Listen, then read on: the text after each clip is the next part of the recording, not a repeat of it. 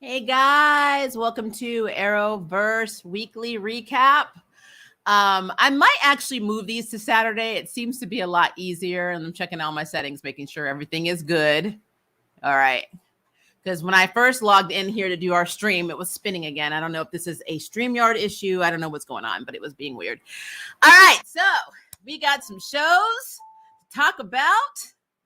I am this was an interesting week. We got the Stargirl season finale. We got the episode that basically is the precursor for the series finale of Supergirl to talk about.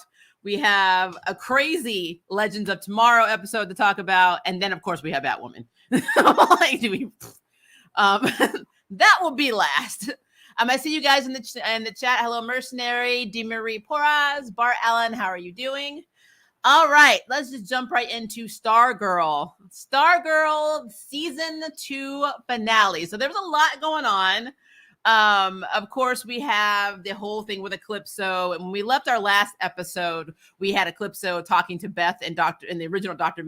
Midnight, saying, we want you here to bring basically to bring Courtney and all them here. And basically, I want to get the power of light. I need the power of light. I need Courtney. And I was just like, oh, fuck. Like, come on, God. One thing I will say about Arrowverse writing, which cracks me up, is that they always have this huge buildup, right? It's huge buildup, but it's normally a very small goal. Like, keep Courtney the hell away from Eclipso. Therefore, by proxy, Eclipso does not get what he wants. So this episode, we saw Mike and Jakeem trying to fix basically Stripe because they want to be able to take him out, because Pat basically told Mike, hey, try and get Stripe and wait for Thunder to come back, because they don't know when Thunder's coming back, getting Chinese food, which, man, look, Thunder came back with literally the entire restaurant, just saying. But so they're hanging out, in the basically at the shop, waiting to see if Stripe can be fixed and yada, yada, yada. And the way they get Stripe to work is Jakeem basically wishes for the part that's needed to fix Stripe.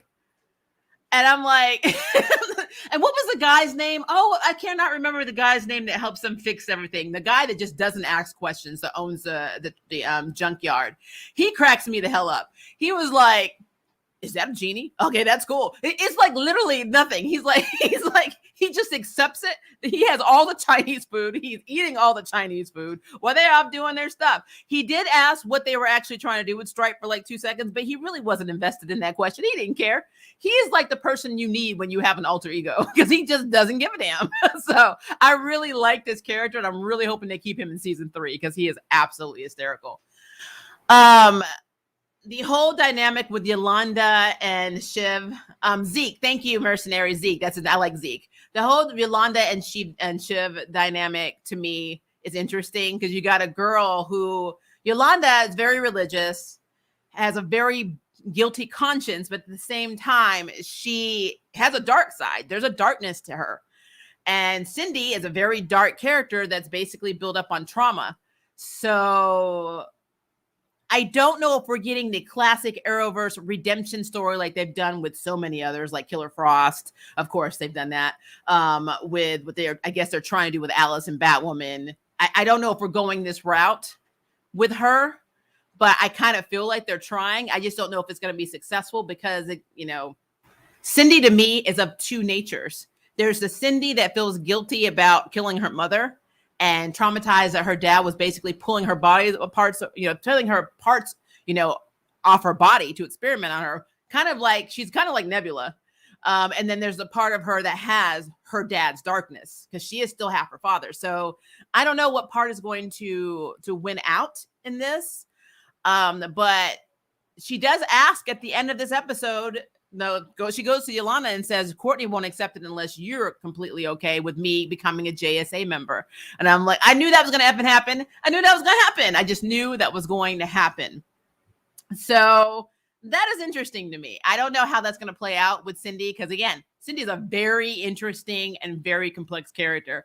So I kind of feel like she's going to be of two minds. She's going to want to do bad, but she's also going to want to be accepted.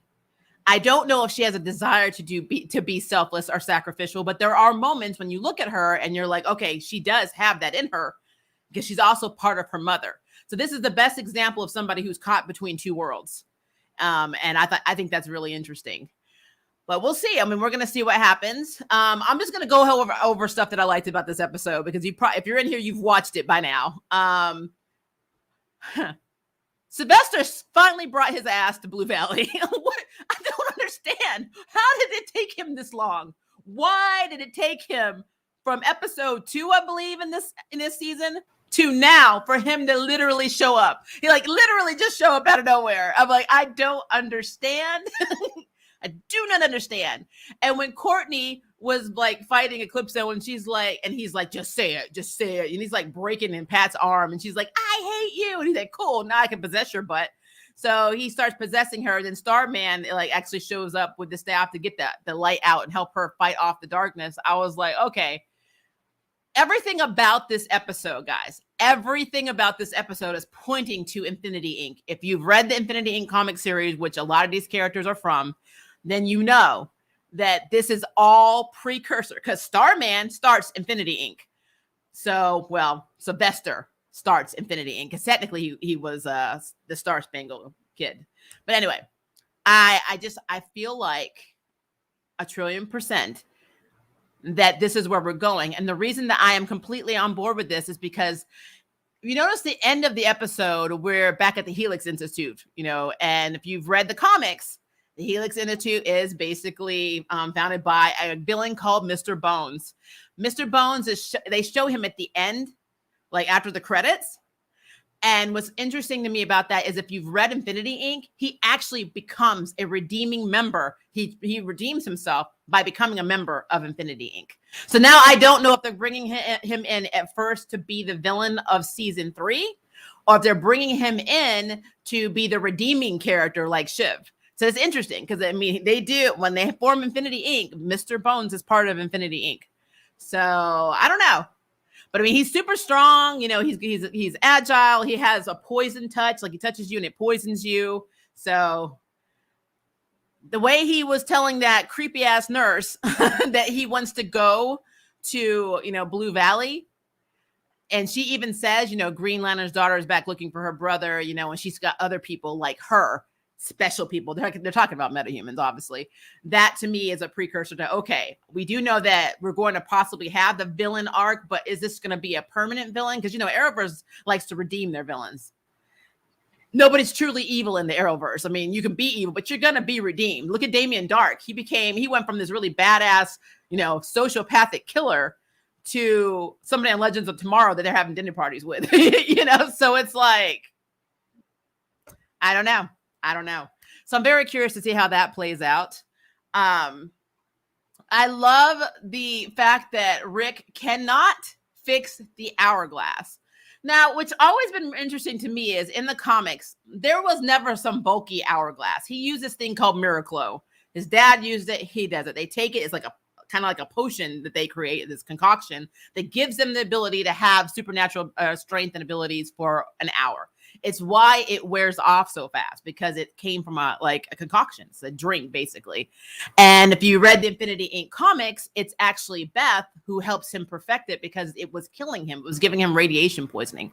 So I don't know if now, again, because it looks like everything's moving towards Infinity Inc., are we going to get Miraclo as a replacement for the hourglass? Because honestly, I always thought the hourglass was kind of stupid because if anybody just really wanted to depower him, they could just snatch it off of him. It's right there. Just grab it, smash it with your hand. No more power. So I don't know. I do love Mercenary. You're right on the track on what I'm saying. I do love the interaction with Beth and Dr. McNider. I love that officially right now, Beth is the only character in this universe that's a JSA member that has the approval of the original JSA member. Now, Starman, I'm not going to go with that in Courtney right now because quite frankly, I don't know his motives. He hasn't told us how he survived. He should have been killed. He's very mysterious right now. He's also very reckless because Pat's telling Courtney, you have to go to summer school. And he's like, you don't need school to be a superhero, basically. We're going to train. And he's moving into their basement. So I still have my eyes wide open on Starman and his motives. He says he's not there to take the staff back, but I mean, yada, yada, who knows? So for me, right now, the only member of this team, the new gen JSA, that has official approval from the original member is Beth. Because Dr. Midnight said they already have a Dr. Midnight. Now, she's got validation. Now, all the others can be like, well, you need to give us the goggles back. She's like, no, because Dr. Midnight said, I'm Dr. Midnight, so you can suck it. So I love how she went from the one who stole her goggles and made herself a team member to the only one that has validation. That was pretty cool. So I'm happy with that. I don't know, the whole stick with Eclipso kind of irritated me. I love the scenes where Mike was fighting with Stripe. I love him in there fighting. He was doing a damn good job, actually. I was very impressed with him. But my thing is this. So Jakeem using Thunder, I know he's new. Let me see how I can phrase this, because maybe you guys caught this too. We all know that when you wish for certain things with Thunder, it could go crazy because you have to be extremely literal and you have to do it in a way where it doesn't cause him to be so literal he F's everything up. But I want to know this. So he first says, I want you, Thunder, to basically strike him down with lightning. So then Thunder proceeds to saying, okay, and he goes right through Eclipso's body, right? But of course, Eclipso grabs him and tosses him around, which, by the way, Thunder is OP as shit. I mean, Eclipso should have nothing on Thunder. I'm just putting it that way. But then later when Courtney's able to free herself, and then we have Jenny there with her ring, everybody, you have all the villains and all the heroes that are working together as one, just come in, and they're and Sportsmaster and his wife even show up because, they raise their daughter in that town. We'll get to that in a minute. They all are attacking Eclipso. We got darkness and light fighting Eclipso. And then Jakeem's like, let's make this guy, I wish this guy was toast. And then he literally turns into a piece of burnt toast. And I was thinking, why in the hell didn't Jakeem do that from the beginning? He could have said anything. He's like, you know what? He's attacking my friend. I wish he was an egg roll. Bam, Eclipso's a damn egg roll. Or, because he had Chinese food. Or Eclipso's a fire hydrant. He could have wished Eclipso into anything. Why did he wait to everybody else is combining their powers combined, Captain Planet style, to actually wish for him to be toast, and then he turns into a piece of burnt toast? I'm like, see, this is my problem. When you have cool characters like Jakeem and Thunder and you underutilize them, it's the Martian Manhunter thing, for me all over again. Because it's just not believable that Jakeem waited so long. Just I wish he was struck by lightning. Fool, no, wish him into something else. And then of course he wishes him into something else near the end of the battle. And I'm like, he could have been literally burnt toast the entire damn episode. I'm like, whatever. Oh, Lord. So I love the fact that everybody's everybody's settling down. Battle is over, getting their stuff together. And who's Courtney's next door neighbors? Sportsmaster and his wife and Artemis. They bought the house next door because they're BFFs now. Because that is what Arrowverse does. They make these canon villains have a little bit of redemption. Not saying they're not going to still do their shit. But it's just like Mr. Bones and the Nurse talked about super heroes and villains working together and living together. And he's like, what an interesting experiment. And then, of course, we see them being neighbors. So they're trying something. I'm not opposed to it. I think it's actually pretty good. But I thought it was really interesting that Pat's BFFs are moving next door. Why the hell not? Solomon Grundy apparently looked like Eclipso killed Solomon Grundy, but the Shade, who I told you guys was still alive, was like, oh, no, you just need to basically bury him somewhere. He'll come back. He's like a Bebe's kid or a Chia pet. I'm like, so yeah, Rick's BFF. I do love the fact that was his superhuman power, though. He's like, I have a superhuman strength. Get him, boy. He had Sullivan grunting like a damn attack dog. I was like, this is messed up. I'm not like, again, I am not opposed to it. I just thought it was really, really funny. Yeah, like overall, I really loved it. Now, this is my biggest question. It had nothing to do with the plot. And I don't know if you guys can answer this for me, but I really need to know this answer to this question, okay? Cameron finishes the mural of his father. He turns around and his grandparents are there and they're like, now you can know about the family history. And both the father, a grandfather, and the grandmother show off that they are now Iceman and Elsa. This is my problem. And I think you probably know basically where I'm going with this. I can see the grandfather having the power or the grandmother having the power. Why do both grandparents have it when they are married and not biologically related? Is this an incestual relationship? Are they really keeping it in the family up until their son, the original Icicle? Because like, as far as I can tell, one of them should have the power. The other one should not. They should not be biologically related enough to have the same meta ability. And I mean, unless you're going to tell me some creepy shit that it transfers through sex, I don't believe that. So I need to understand how both grandparents have ice powers. So yeah, please answer that question for me because I don't understand. And then also having, Sportsmaster and his wife not only buy a house, but be out of jail. I don't understand. Like they got busted out of jail by their kid and then they were able to buy a house. I mean, most people have problems buying houses when they have student loans. How the hell are they getting FHA approval? I'm very confused on this. Only in the Arrowverse can you go from busting out of jail to owning a home. Like, it doesn't make any damn sense to me. We have to suspend our disbelief a lot, guys. A lot. Because I know it's based on a comic book, but you're supposed to take elements of real life, and I do not understand that. So I just had to throw that out there because that to me was interesting. I'm just like, are you kidding me right now? Are you effing kidding me? So, guys, like I said, there's a lot going on. I think one of the other really standout moments for me was Beth's parents. I love that they talked about. First of all, they're talking about her comic book suit. They're talking about, we're thinking black and yellow, like how she actually dresses in the comics. And like, they're getting all excited. They're like, we need to have a little more high tech. The parents are literally fangirling their kid being a superhero. And I love how Beth came out and said, hey, mom, dad, I'm a superhero. So is him. We got to go. Bye. I'm like, what? So Beth's parents know that she is Dr. Midnight, and they are now Dr. Midnight's biggest fans to the point where they're not even going to divorce each other. They have renewed their commitment in their marriage based on their daughter being a superhero. I don't know. And of course, the original Dr. McNider has a son, which tracks. That tracks to me, so I have no problem with that. And, he's going to find his wife. Hopefully she didn't marry somebody else. I mean, Beth was able to find out where she was. So we'll see hopefully we'll see him again. I'm hoping we get all of the, OG JSA members. Cause I have a feeling that none of these fuckers are dead. I don't know why. I feel like none of them died.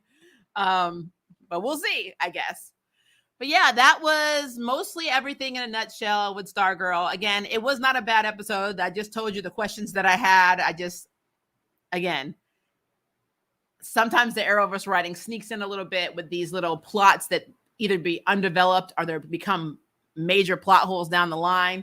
They have dipped their toe into the Stargirl universe. So, we just got to take it as it is. It's still light years better than Batwoman. So, I still enjoy the show. So there's that. But like, I just had to talk about these little things.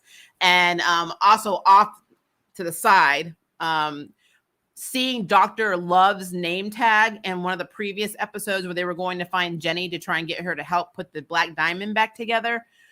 For me, that was an homage to Yolanda because, like I said, I think I even said this in my other review, her backstory, she was a metahuman. And the reason she was a metahuman is because Dr. Love was experimenting on all of his pregnant patients. He was masquerading as an OBGYN and injecting them with this like super serum that made all the kids come out, some of them got really like deformed. Some of them got like different abilities. And of course, Yolanda became more cat-like and had agility and speed. So she was made to be a metahuman. And of course, Ted, the original Wildcat, was her godfather. And, you know, she, like, having Dr. Love's name on there, I don't know if they're going to bring that into the scope. It would be interesting if Yolanda finds out that she is a meta, like, later on. I don't know if that's going to happen. Again, Arrowverse does its own shit. They don't go by the comics, so they do their own stuff. But since Jeff Johns is involved in Stargirl, even though he did not create Wildcat, maybe we might get some of that in. I mean, at the very least, please give Rick the damn Miraclo and get away from this bulky ass, you know, hourglass, because I feel like it's just stupid. I'd rather have him either drink something or inject himself with something for an hour than him trying to fix this bulky freaking hourglass. It's just stupid. So we get it. We understand the hourglass. We know we're not stupid enough that we need to have this coalition or this association. We get that he is limited time. You know, it just is what it is. So, all right. Let me look at your questions really quickly, and then we'll move on to Supergirl. Let's see here. Hello, Blue Wolf. How are you? Cindy will get bored with the JSA and return to her evil ways. Probably. That's the thing. I don't know if he's going to be returned to her evil ways. She just likes to do things her way. The only reason that she was doing evil things is she was trying to outdo her father. Her father is not a concept anymore. So now it's more like Cindy is for herself. Now, maybe the Arrowverse will do this real redemption arc where she realizes, hey, for me to be accepted, I need to do good things. You know, that could be a thing. I don't know. But yes, like I said, Cindy is probably one of the most complex characters in that entire show. So there's a thing. I thought it was interesting. This is just a side note. It just popped into my head. When Beth was trying to have Barbara, or basically go to Barbara to stop Courtney and them from going to see Eclipso. I think it was her. It might have been somebody else. But the Barbara just seems so relaxed. She's like, oh, yeah, they're already gone to fight. I'm like, as a mother, personally, I would be like, my baby's about to die. And Barbara's like, yeah, you got it. Like, oh my God. And when Barbara opened the door, when there was a knock, and she's like, it's you. I already knew it was damn Starman. I do not understand. Why? Why did it take you so damn long to get to Blue Valley? Oh, Lord have mercy. Cindy is 50-50. I agree with that completely. Starman was probably on other hidden missions. He has to have been doing something. I'm not going to believe this man took a road trip for all that time from Mike's mother's diner. Biological mother's diner. That's crazy. Mike hit another supervillain with a vehicle. He did. That was pretty cool too. Infinity Inc., Mystery Inc. They stole the Scooby Van name. Yeah. Although Infinity Inc., I gotta think of the name, like the year it came out, because it probably came out simultaneously with the original Scooby-Doo cartoon. So, you know. Incorporated is not really a thing that you steal. That's just a technical term, you know, in business. Infinity, mystery, no real correlation there. So I don't know. I would have to go and see it. But I can see how if you looked at that outside, from an outsider perspective, not looking at the timelines of when both of the show and the comic were created, that you would think that they were copying. So I gotta get that. I like the Easter egg for Beth's comic costume. Yes. And I really hope her parents pull it off. I really wonder if they're going to keep her storyline where she goes blind, but the only reason it would be hard, unless they did it more in school, like in a chemistry class or something. I can see them doing that in chemistry class, but she goes blind because there's a fire that happens in one of the wards she's working on, and she's trying to save a patient, and then there's chemicals around, and when it explodes, it gets in her eyes, and then she develops this really creepy looking night vision, but she's blind. Which as a surgeon, that is very problematic. And then on top of that, what I loved about Beth's backstory, which I did a spotlight on her. So if you want to have time, you can check it out. She has a father who's a pastor and a mother. And I think she had like 7 brothers in the comics. So they kind of did away with all her siblings. She's an only child, but she was one of 8. So it was either 7 or 4, but she had a lot of brothers. So I thought that was interesting. The hourglass could have been fixed with a wish, just saying, oh, yeah, I know. They weren't thinking. Look, nobody needed to go stop Eclipso. They could have sat back at the garage, and Jakeem says, I wish Eclipso was a piece of toast. You can't misinterpret that. Eclipso was now a piece of damn toast. What's the problem? It's because they don't have what I call critical thinking skills in the Arrowverse. I thought Sportsmaster was locked up with his wife. So did we all. I'm like, the whole time I was like, you need to work on those wishes. I was like, his first wish should have been for Calypso to be defeated. Yep. Just turn him into a toast, sushi, and egg roll. Turn him into an edible object. There you go. The whole time I was like, you need to work on those wishes. I think I just that one. I don't know why Jakeem didn't wish for Eclipso to go back into the Black Diamond, because that could have gone wrong. But wishing him into a piece of toast, I wish Eclipso was toast. Bam. Like, he's either going to be fried to death or he's going to become literal toast. He became literal toast. That battle would have been over in 10 seconds. That's why you don't bring in Eclipse. You don't bring in Jakeem and Thunder when you don't utilize them to their OP effectiveness. You don't come in as side characters, because Thunder could F everybody up. I'm like literally, you can't get rid of Thunder. It's weird. Milo Stein was a great actor this season. I agree with that. I have no clue you can buy a house when you are one a criminal. Exactly. You can't. You can't. I thought the same thing. Maybe it was an arrangement marriage situation, uniting the ice metas. I need more exposition on this, because it's really interesting that there are two families that have ice powers that are exactly the same, are used effectively the same way. I've never seen two metas in an Arrowverse show have the exact same ability. If they had one, they utilized it in different ways. So I don't know. I just find that whole thing creepy. It's just creepy. It's like I'm a fan of Ruby. If you don't know that, you see behind me. I've never understood why Weiss, this character right here, who has white hair and blue eyes, why her dad, who is not biologically a Schnee, has the exact same hair and the exact same color eyes. I'm like, what in the hell is that? I'm like, how does your dad have the traditional genetic hair when it came from your mom's side? Your mother was I'll never understand that. It's incest.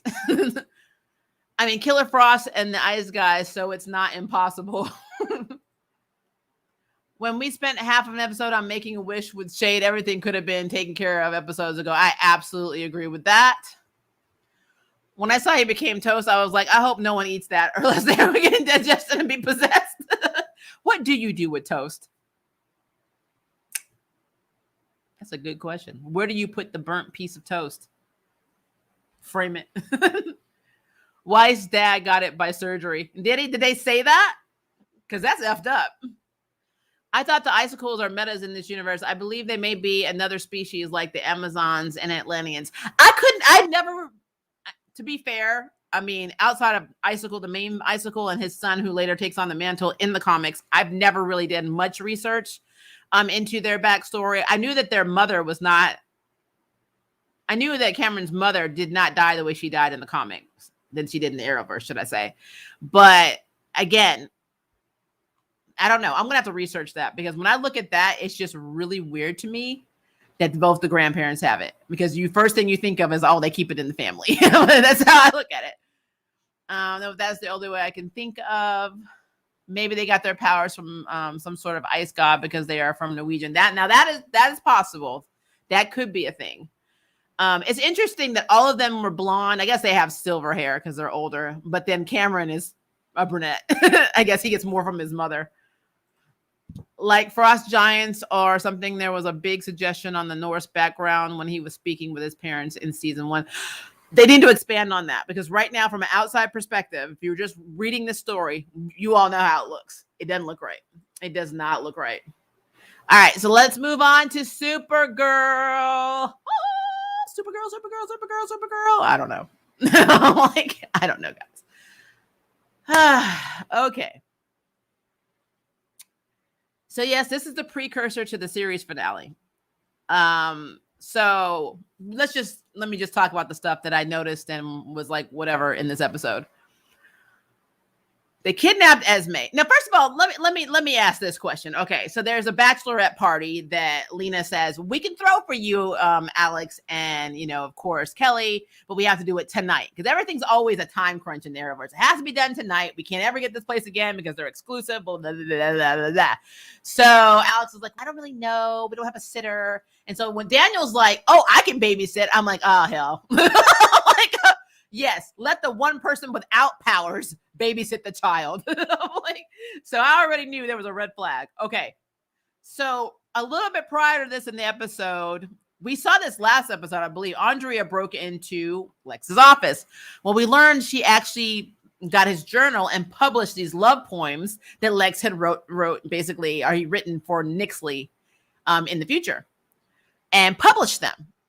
But she used Daniel's name.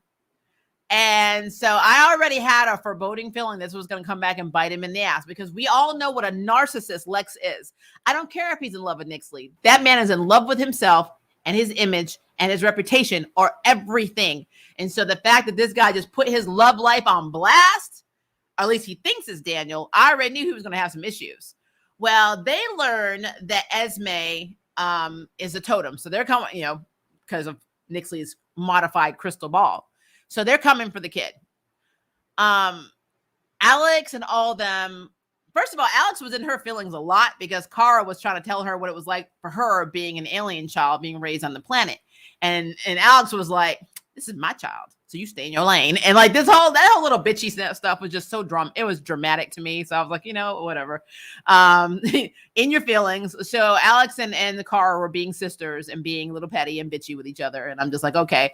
So basically you're basically saying that Kara cannot have insight, even though she actually is the alien and you are a whole ass human who does not understand. She understands what it's like to be queer and having to be in the closet. But then on top of that, technically speaking, as a queer woman, I'm telling you that Alex did not go through the queer experience. She figured it out when she was into Maggie. There was nobody saying, and there was nobody doing homophobic shit to her when she came out. So I don't know where she's like, oh, I've always felt like I was something. No, you didn't even realize you were gay till you met Maggie. I don't want to hear that shit. Like that's not even something you can use as evidence. So yeah, I thought that was really interesting. I got her point. She doesn't want Esme to have to hide who she is. She should feel comfortable being an alien, blah, blah, blah. And Kara suggesting that they bind her powers. She wasn't doing it from a place of, you need to be ashamed to be an alien. She was doing it as, I don't want you to hurt people because you don't know what you're doing. And so both of them were right. But Alex was just in her feelings and was like, this is my child. And I'm like, Alex, just stop.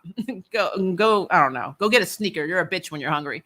So I'm glad they did not make this confrontation between Kara and Kelly. So I am grateful for that. I'm glad that they made it between Kara and Alex because again, that whole thing was stupid. Just saying. So the whole Nixley and Lex romance stuff was whatever. Like she used the truth totem to see that he was actually devoted to her and, how it told her to find the one that's devoted to you, blah, blah, blah. So now Nixley's like, I'm falling in love with you. I'm like, okay, because we have to do this as a U-Haul romance and we have to fall in love instantly in the Arrowverse. So that's a thing. Whatever. I don't care. I'm gonna be real with you. Lex and Nixley are what they are. I don't care. I think Nixley's actress is amazing. I think she has a very good range. For her and Lex, I just don't. Lexley, I think is what people call them. I don't give a shit. I don't care. I just don't care. I'm sorry.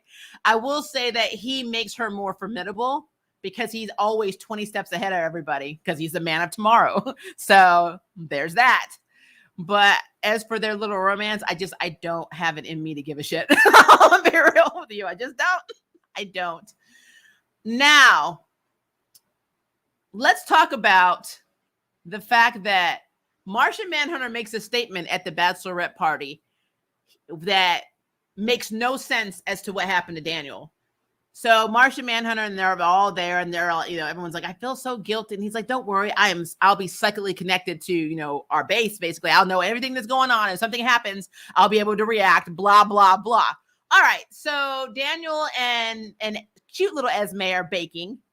And an intruder alert comes up and Daniel's like, well, shiz, go hide. Let's play hide and seek. Go hide in your mom's office. And of course it is Nixley and Lex. My question is, why in the hell did Martian Manhunter realize that they were there? Because he said he was psychically linked to what was happening with them. How did he not sense?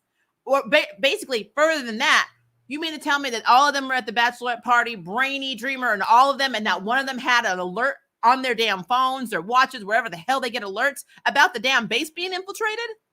I mean, the precious cargo, your daughter, Alex and Kelly's daughter, is with Daniel at their base. Why do they not have precautions? Why don't they have intruder alerts? Why weren't things dinging like effing crazy? Why did they have to figure out what happened when they went back and saw Daniel's dead ass body? I'm like, what the hell? What are the Super Friends doing? Like, see, guys, this is when the Arrowverse pisses me off, because that does not track with me. It just does not track with me.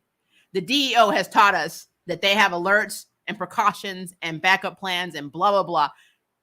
That bothered me. But I digress. Daniel is a damn good character. And that man, he died a saint. And I'm going to tell you why. Because Andrea used his name. She did it. He did not rat her out to Lex.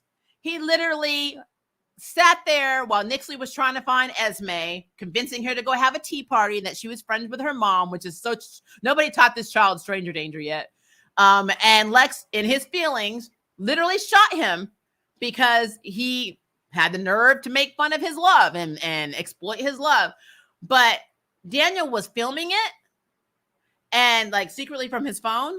And then Lex was leaving. He went to get his phone. He's like, oh, I forgot something. And he shot Daniel. And Daniel sent the video. And the video was to Andrea saying, hey, this is the real proof, basically journalistic integrity. But he never told Lex, hey, that wasn't me. That was that bitch Andrea that I worked for over at Catco. He did not sell her out. He died not selling Andrea out. And Andrea got Daniel killed. Now, I'm not saying Lex probably wouldn't have shot him anyway, but he had more motivation to do it because he saw it as an attack on his, reputation and his person, because he's a narcissistic asshole. And John Cryer has never been more Lex Luthor than he has been in this episode. He was a straight up a-hole. You just wanted to reach in and smack the shit out of him. So that was hard. Daniel's death in this episode was very hard. The revelation that Brainy has to go back to assimilate with the mama machine to save everybody in the future, and him telling Dreamer, that broke my heart. It really did. And she's like, I want to go with you. And he's like, no, you can't. You're needed in this time. So they're already showing this impending doom that Brainy is going to no longer exist and Dreamer's going to be without Brainy. And that's really effing sad. I don't like that at all. Now, I saw the preview trailer for the next 2 episodes, and I see that Mon-El is coming back, because, of course, Mon-El is coming back, because he's married to Melissa in real life. That's why I already know that a lot of LexCorp fans are going to be very in their feelings and probably very unhappy, because I know there's not going to be a universe where they're going to hook them up at the end of the series. She's going to go probably to the future with Mon-El, or Mon-El's going to stay with her and fight in National City. But, yeah, Mon-El is back. And since Mon-El is back, Kara's going with Mon-El. Which is stupid, because the 2 characters that have the most, I like to call gay panic and queer vibes to me are actually Lena and Kara. So it's just stupid. But again, I can't get in my feelings about it because it's an Arrowverse show. I mean, it's just what it is. I mean, they destroy LGBT relationships all the damn time. Look at Mr. Terrific and his husband in Arrow. I mean, so yeah, it is what it is. No point getting mad about it. There's nothing you can really do. But like for me, the highlights of this episode were Alex was being bitchy and needed a sneaker bar. I have no idea why the Super Friends have no extra security and alerts when they're outside of the base, when their base is infiltrated, especially when 2 of your members' kid is basically being babysit by a human in said base. I don't know why Martian Manhunter boasted that he was psychically linked to everything and could just, react on a whim. Don't worry, live your best life, dancing off, key to this music. And then doesn't even realize that Daniel shot and the Esme's been taken. I don't understand that at all. Yeah, all of this stuff, even down to finding out that when Otis met with William, I've been calling him Daniel this whole damn time again. William. I'm tired, guys. When he set it up, he actually set up the whole thing with William and Otis. I just feel like he looks like a Daniel. I don't know why I always call him Daniel, but William looks like a Daniel to me. Which I just think it's really interesting that, again, Man of Tomorrow, he is always 150 trillion steps ahead of the Super Friends. And plus, this one's really from the future. So, but then it made me wonder, how much insight does Brainy have on the future? Because in the episode where we had Diggle, he looked at him like, yeah, I know you're going to be a Lantern one day. But then he doesn't seem to ever know what other shit's going on. And it's like, you don't remember this in the history books, that William gets killed and guys just didn't do anything? I don't know.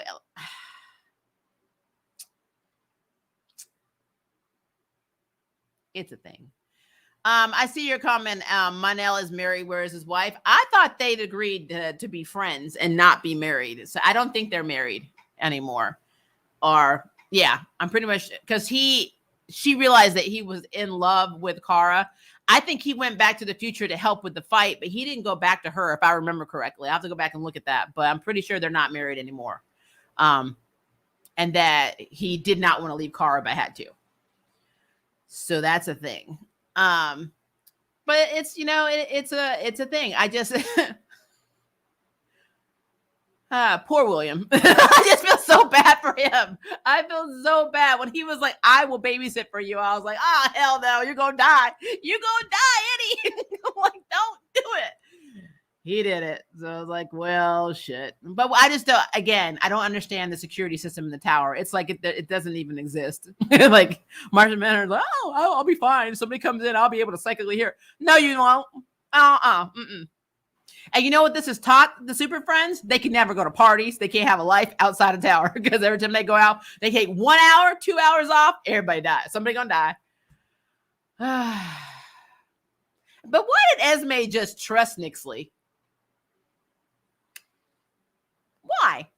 Why was she like, oh, you're friends with my mom? Sure, let's go away from my babysitter, William, who apparently had to work or go back to work without telling me, and go have a tea party with some woman I've never met before in my damn life. I mean, she literally could take Nixley's power and use it against them. She's a power, mimic. So I don't understand. I don't know. Like I said, this was not my favorite episode. I have too many questions that do not make sense. And this is, to me, this was literally one of the examples of Arrowverse plot hole writing at its finest. But it is what it is. All right. So now that I've stopped calling William Daniel, like, he looks like a damn Daniel to me. I don't know what it is.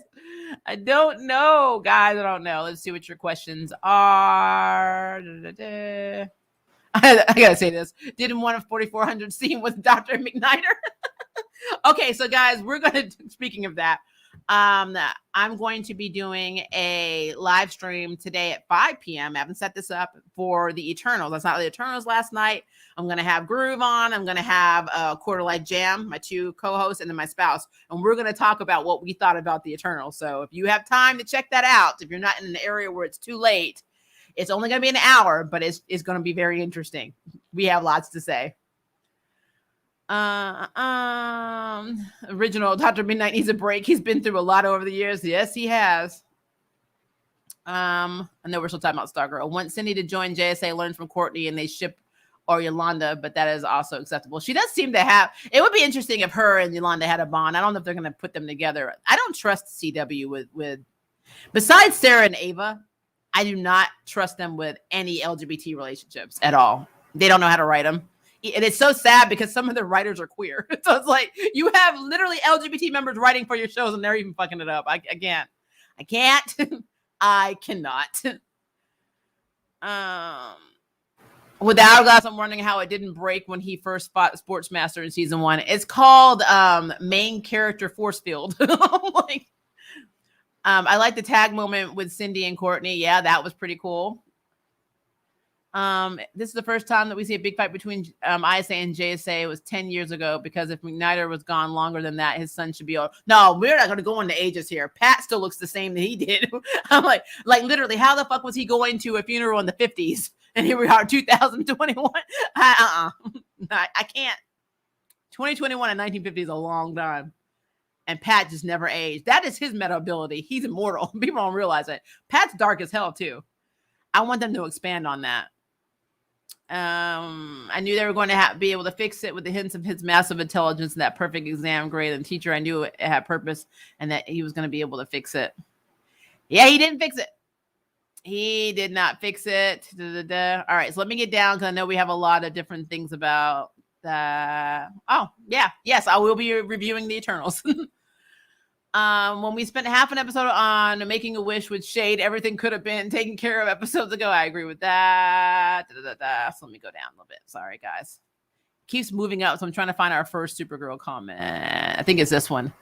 Esme is cute, too cute. Yes, she is. Laugh a lot. Kara got the business, but she really needed to stay in her lane. I mean, like I said, as a parent, nobody wants you telling you how to raise your kid.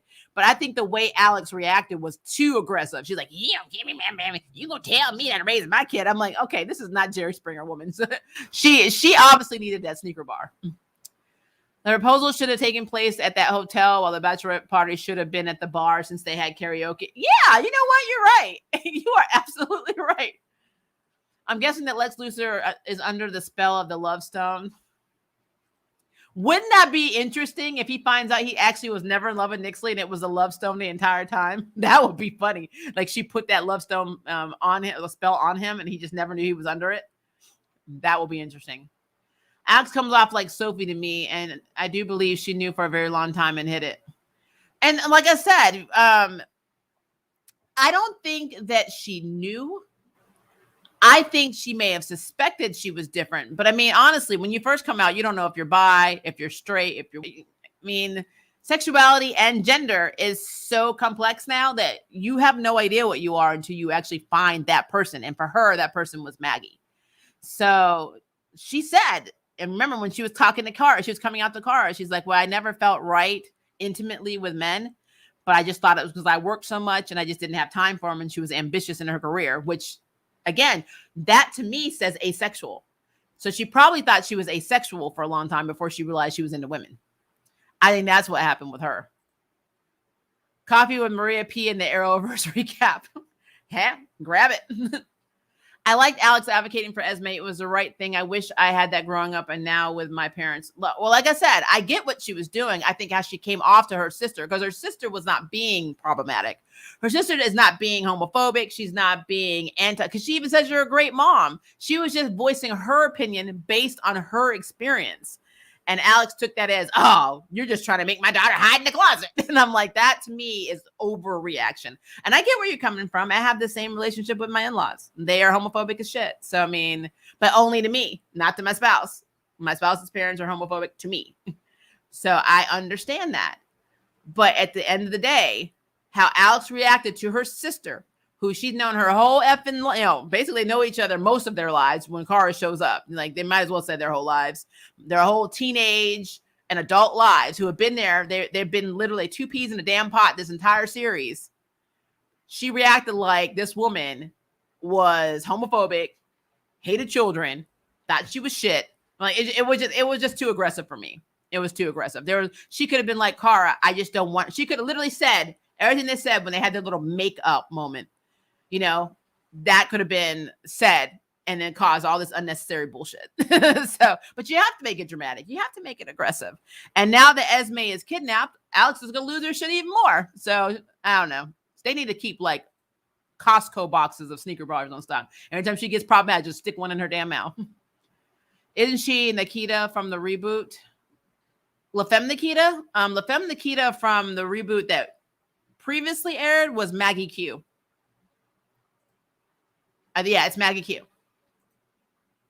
Lex probably isn't affected by the truth totem, and he's playing Nixley for her power.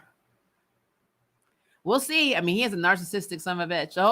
The whole thing because of the psychic link was because of plot. because of Arrowverse. That's what it is. Yes, I have seen the extended long promo for the 2-hour. There's a lot going on in that promo, especially making a Supergirl, enemy number one, which means that's probably another reason why she'll go to the future if she does go, is because she's enemy number one. Everyone's out for her, and the season finale, series finale. I don't know. Security by Star Labs. Yep, that's exactly what happened. They got a security system from Star Labs. The super friends were messing up. Yep, they were not super. Andrea really just got this man killed. Yep, 1,000,000,000%. Andrea got him killed, and she knows it because that's the last thing he did was send that video before he died. Who in the DC universe would ever provoke a Luther? You got me effed up. They are burying my cable line, so I'm going in and out. Oh, hi, Nicholas. If Kara didn't want to the future and stay, what would you think? I would like her to be with Lena. Monel is married and where's his wife? I already answered that. I'm pretty sure that they ended that when she realized he was still into Kara. I'm surprised that Lex didn't destroy their base. It would have been a smart play on his part. Again, Arrowverse, because they're on the same track with Thunder right now. And Jakeem doesn't make any damn sense. I blame the people working around my house. I'm sorry, Nicholas. Is McGon coming back for the finale? I don't know where the hell McGon is. So that's a good question. In all fairness, Esme have been in many houses and places and people as Nellion's foster care. True, but still, she has a sense of when people are effed up. She's a bright little girl. I don't know why she just willingly went with Nixley. Yolanda seems the most capable of the current JSA and J, but she is in and out, so Cindy would be most useful. True. I still don't know how the hell Yolanda gets out of the house. I mean, we've established her parents are grounded her for life. I don't know how she's been getting out all the time. This episode wasn't bad, but certain things could have been done better. Yep. I really like what they're doing with Gideon in Legends. Yes, we're going to get to Gideon in Legends in a minute. Mama Bear Alex. Welcome back, Nicholas. I knew I was gay since kindergarten or first grade. I remember telling my best guy friend, that I didn't feel any different towards the boys and girls, but always got jealous when my friends hung with girls. I think I knew when I was in junior high that I was into girls, but see, I'm into girls and guys, so I was checking everybody out. Like, what do they call us? Greedy. Like, all right. Let's see. Alex said she was into her friend in high school and she was really into sleepovers. So I have to go back and watch that episode. I just remember them sitting on the bench, but even still, like, I don't feel like she had this whole traumatic coming out experience because she never did it. Like, she never even gave her parents a chance. You know, I mean, hell, they took it an alien. Her mom and dad would probably, or especially her mom would have been cool with it probably. I mean, she doesn't seem to be not cool with it now. So I wonder if she's going to come back. If they're going to bring Helen Slater back for the series finale. We haven't seen their mom in a while. What make Esme the love totem? If anyone would be the highlight of love this season, transformation love, it would be Lex. Yeah. I just don't know what to do anymore with Supergirl. All I'm saying is just let Lena practice her craft and have Kara stop bothering her left and right for a spell. If she continues this, I swear. She's you have to charge her. She is being very pushy, but that's everybody in the Arrowverse. Whenever they find out you have a skill, they're like, you got to use it. Well, I don't know how to use it. Well, you're going to do it anyway. I'm like, okay. Nixley doesn't need Lex. Lex needs Nixley for her power. Very true. Technically, Brady should have known too much of the current timeline future since he's meddled so much. He shouldn't be on a branch timeline. I agree with that. Like I said, time in the Arrowverse, be it future, past, present, never makes effing sense to me. The continuity in the Arrowverse does not exist. And I'm telling you this, it does not exist.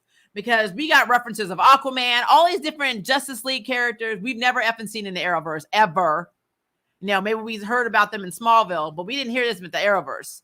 And all of a sudden, they're like established heroes. And like, well, where the hell were you during Crisis? Or any of these other damn crossovers? You just retired? Like, Batman's gone. He literally left the city, and all his villains are like, yeah, cool. Well, we're not going to come back and do anything either. I'm like, nobody? Supposedly, Batman killed Joker. But what about Riddler and the Penguin and Bane and any other people he's effing come across? What about them? Where the hell's Catwoman? Where are any of these established ass people? Where are these villains? Batman is gone. This is the best time for you to come in and do your shit. Nothing. So Arrowverse have never made sense to me. Ever. Esme was just done, and I said I'm going with you, Nixley, because I'm bored. She's like, I'm tired of hiding. Why lead is much more abundant than lead is much more abundant than kryptonite. True that. I'm so excited that Mia is coming back in the Flash crossover Armageddon. Yeah, I saw a little snippet of that. Like I said, I'm not really thrilled about that. And I'm going to have an honest review, so people might be in their feelings when I'm done with it. Wait, plot hole, didn't even parents literally give her a truth alien and she should have had that power? I don't know if she holds it, though. She may be one of those kind of mimics that can only hold it temporarily. Yolanda has been watching Ferris Bueller's Day Off. I'm telling you, how the hell is she getting out of the house? Her parents are like evil. Like, I don't understand that. I don't get it. I wonder what Martian Manhunter and Magon reaction would be if they were dropped into the Marvelverse and went to see Mars. I mean, they might be a little traumatized that Mars is back. Esme's powers only activate when she is near other aliens. True. Helen Slater does come back as Eliza. She helps fight and is at the wedding. Okay. Alex stayed in the closet, and that's much worse from what I hear. But I had the trauma of my parents sensing it and clawing out the closet and then pushing me back in outside of our immediate family. Yeah, like I said, I don't like talking about this a lot because I know it upsets my spouse, and my spouse is still coming to terms with it. And I still support my spouse having a relationship with my in-laws, but my in-laws pretended to accept me until we met face to face and then made me feel like a pariah the entire time. And everything was my fault. I made their child this way into women. My spouse is trans male, but they don't see that. They only see that their daughter is into women. And it's been very hard. It has been a very hard thing because I went in thinking I was meeting this really loving couple and came out of it a little traumatized. It's bad to have a bad coming out story with parents that aren't even your own parents. It's your in-laws. So yeah, that was hard. That was hard. So I get it. Again, it is a thing. One day I plan on making a video about that, but I gotta wait because I don't want to. I have to make sure I'm sensitive to my spouse, but also true to my truth and how I felt in that experience. So when you're talking about Alex and coming out of the closet, I get that. I do. And I understand, Ray, that you had that. And I'm really sorry you had to go through that. Nobody should have to have a coming out because they love who they love. And I hate the concept of coming out. I think it's bullshit. I really do. Unfortunately, when I say things like this, it gets taken out of context. It's just like when I talk about interracial relationships or marriages, I'm in one, I'm the product of one.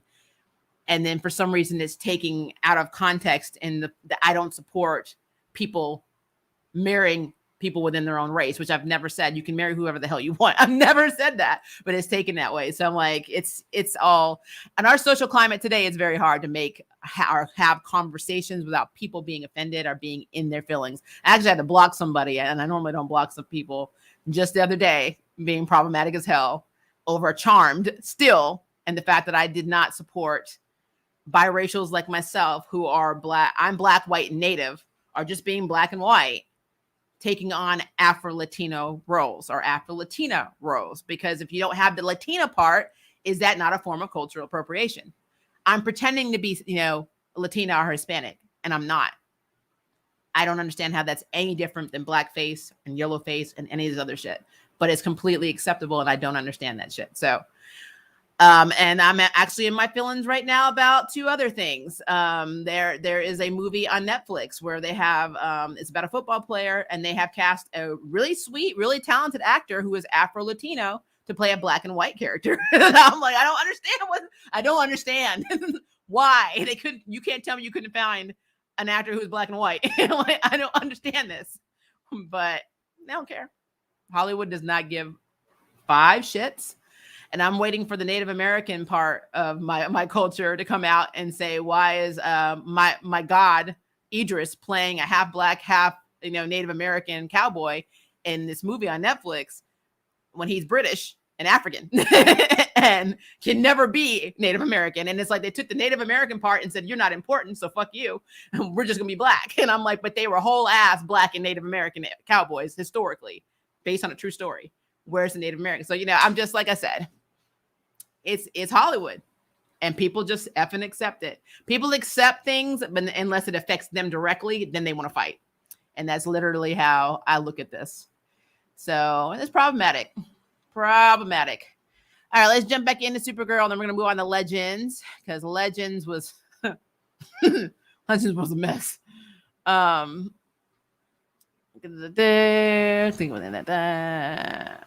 Sorry, it just tried to scroll up, so let me move down a little bit. Wait, plot hole. Didn't Esme's parents literally give her a truth alien? Because we already saw that one.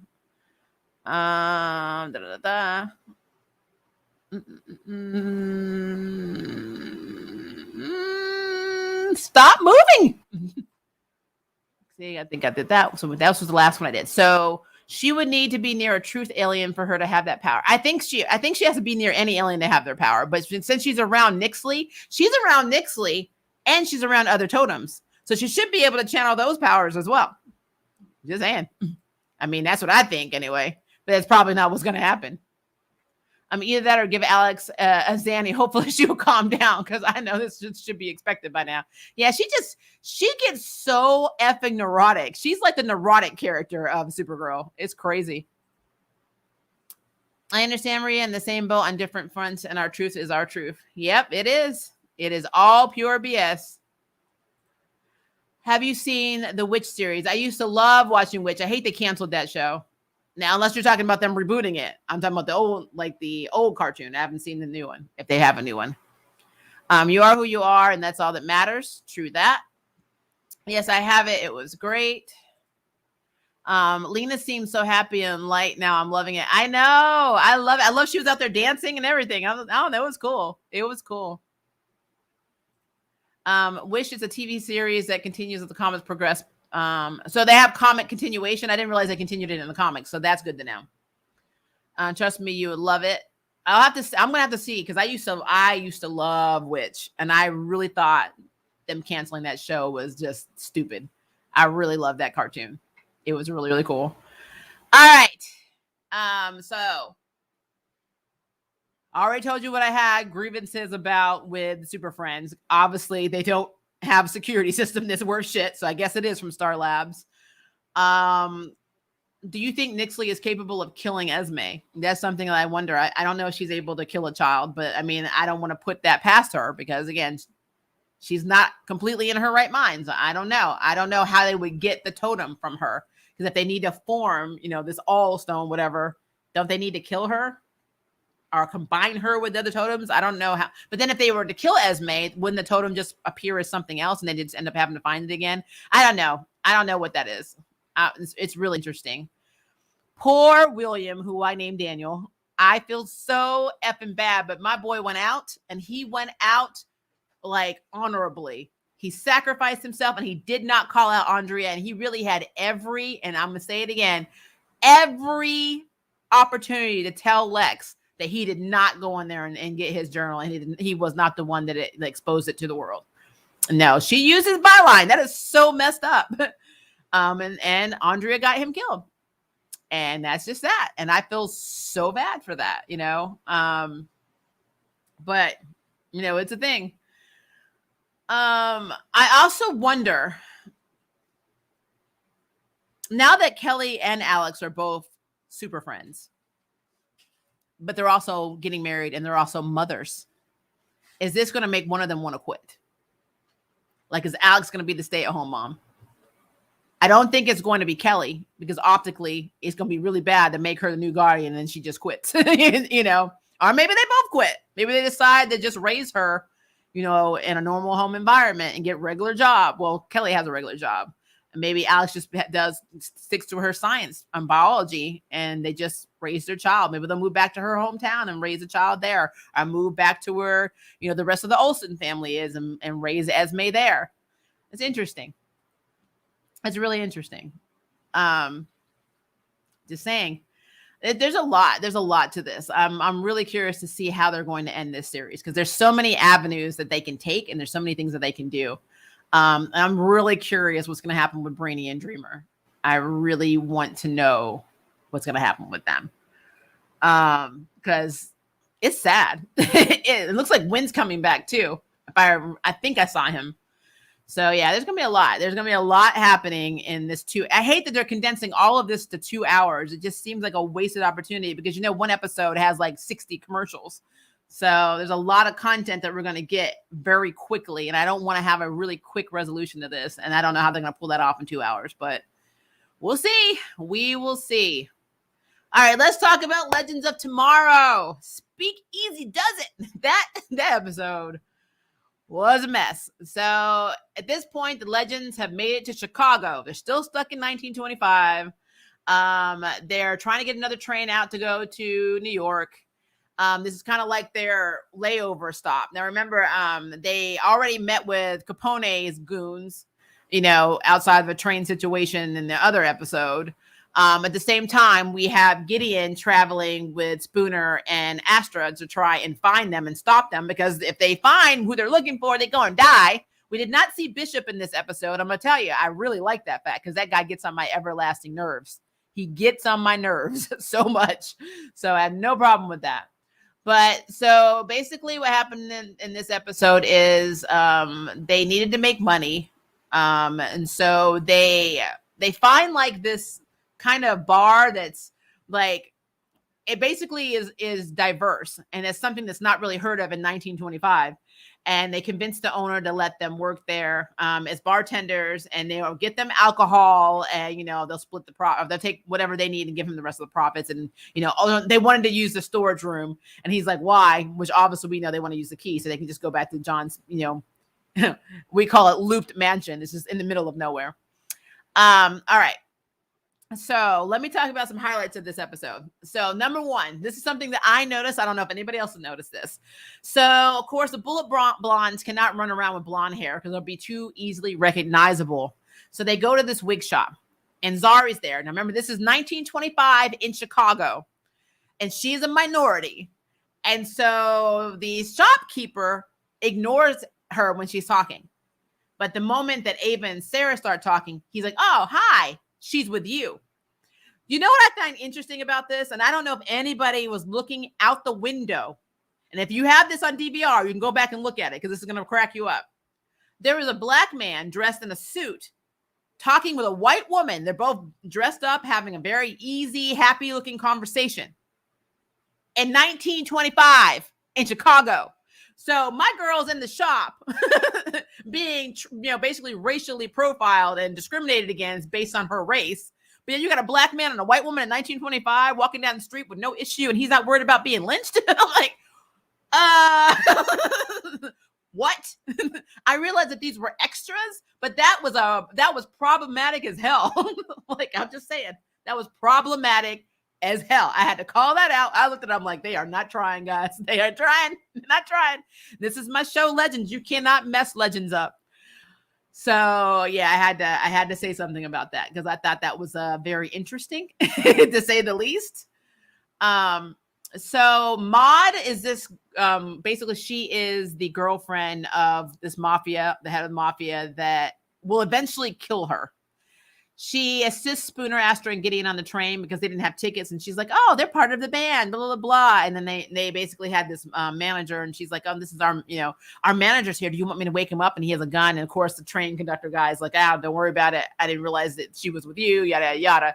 So they literally had this kind of woman empowerment moment where Astra looks at Maud's contract with the guy, basically thug that's taking I think he's taking 60% of everything they make.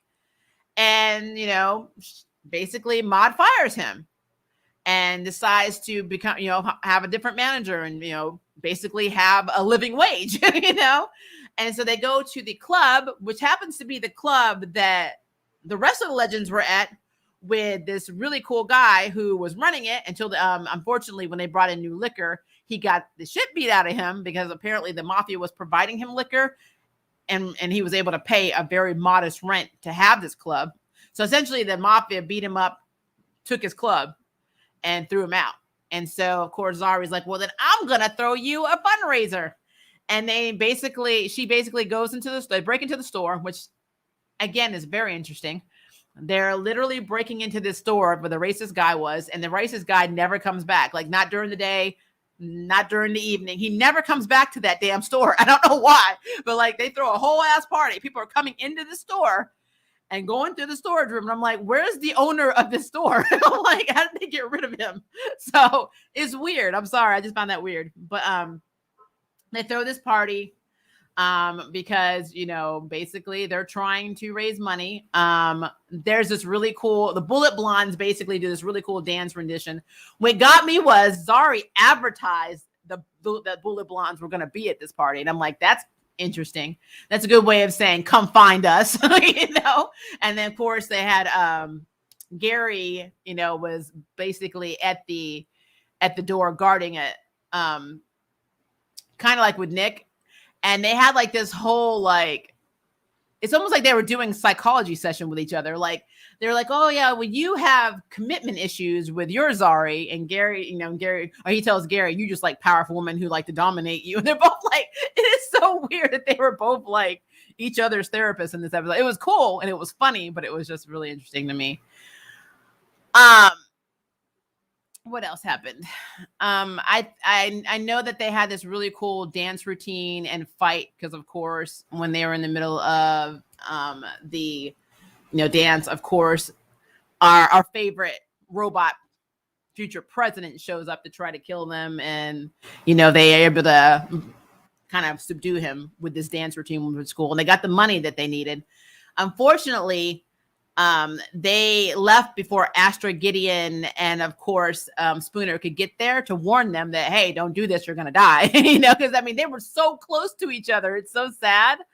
But one of the highlights, which may not be a highlight for me, was that Astra and Spooner and Gideon convinced Maude to leave so she wouldn't be found dead, because they find her body floating in the river. She gets killed by her boyfriend. And so Astra, you know, basically tells her to run. But I'm always wondering if this is a timeline that's fixed, because if she runs, like, I don't want when next week's episode comes out, I don't want them to have like the same like newspaper clipping of they found Maude floating in the river. And it's going to show you that no matter how you want to help somebody, their destiny is fixed. Maude might just be meant to die in that way. And honestly, they may have contributed to her death by her running. She may not have ever been killed. She would have been abused by this guy, but never have been killed, at least not when she was supposed to be killed, had they not told her to run. And Astra did threaten him and say, you better not hurt her, blah, blah, blah. But I don't know. For some reason, I kind of feel like Maude's still dead. I don't know why. I just feel like Maude is dead. And that's really, really sad. But I will tell you, I am loving Human Gideon, and that woman can sing. I love her. I love the quiet game. I love how literal she is. I love how she took the initiative to go pretend to be Maude and sing on the stage. I'm loving her, but I'm still wondering how the events of the previous week's episode are going to affect her, because Bishop put a virus, or actually, no, he shut her down, I think it was.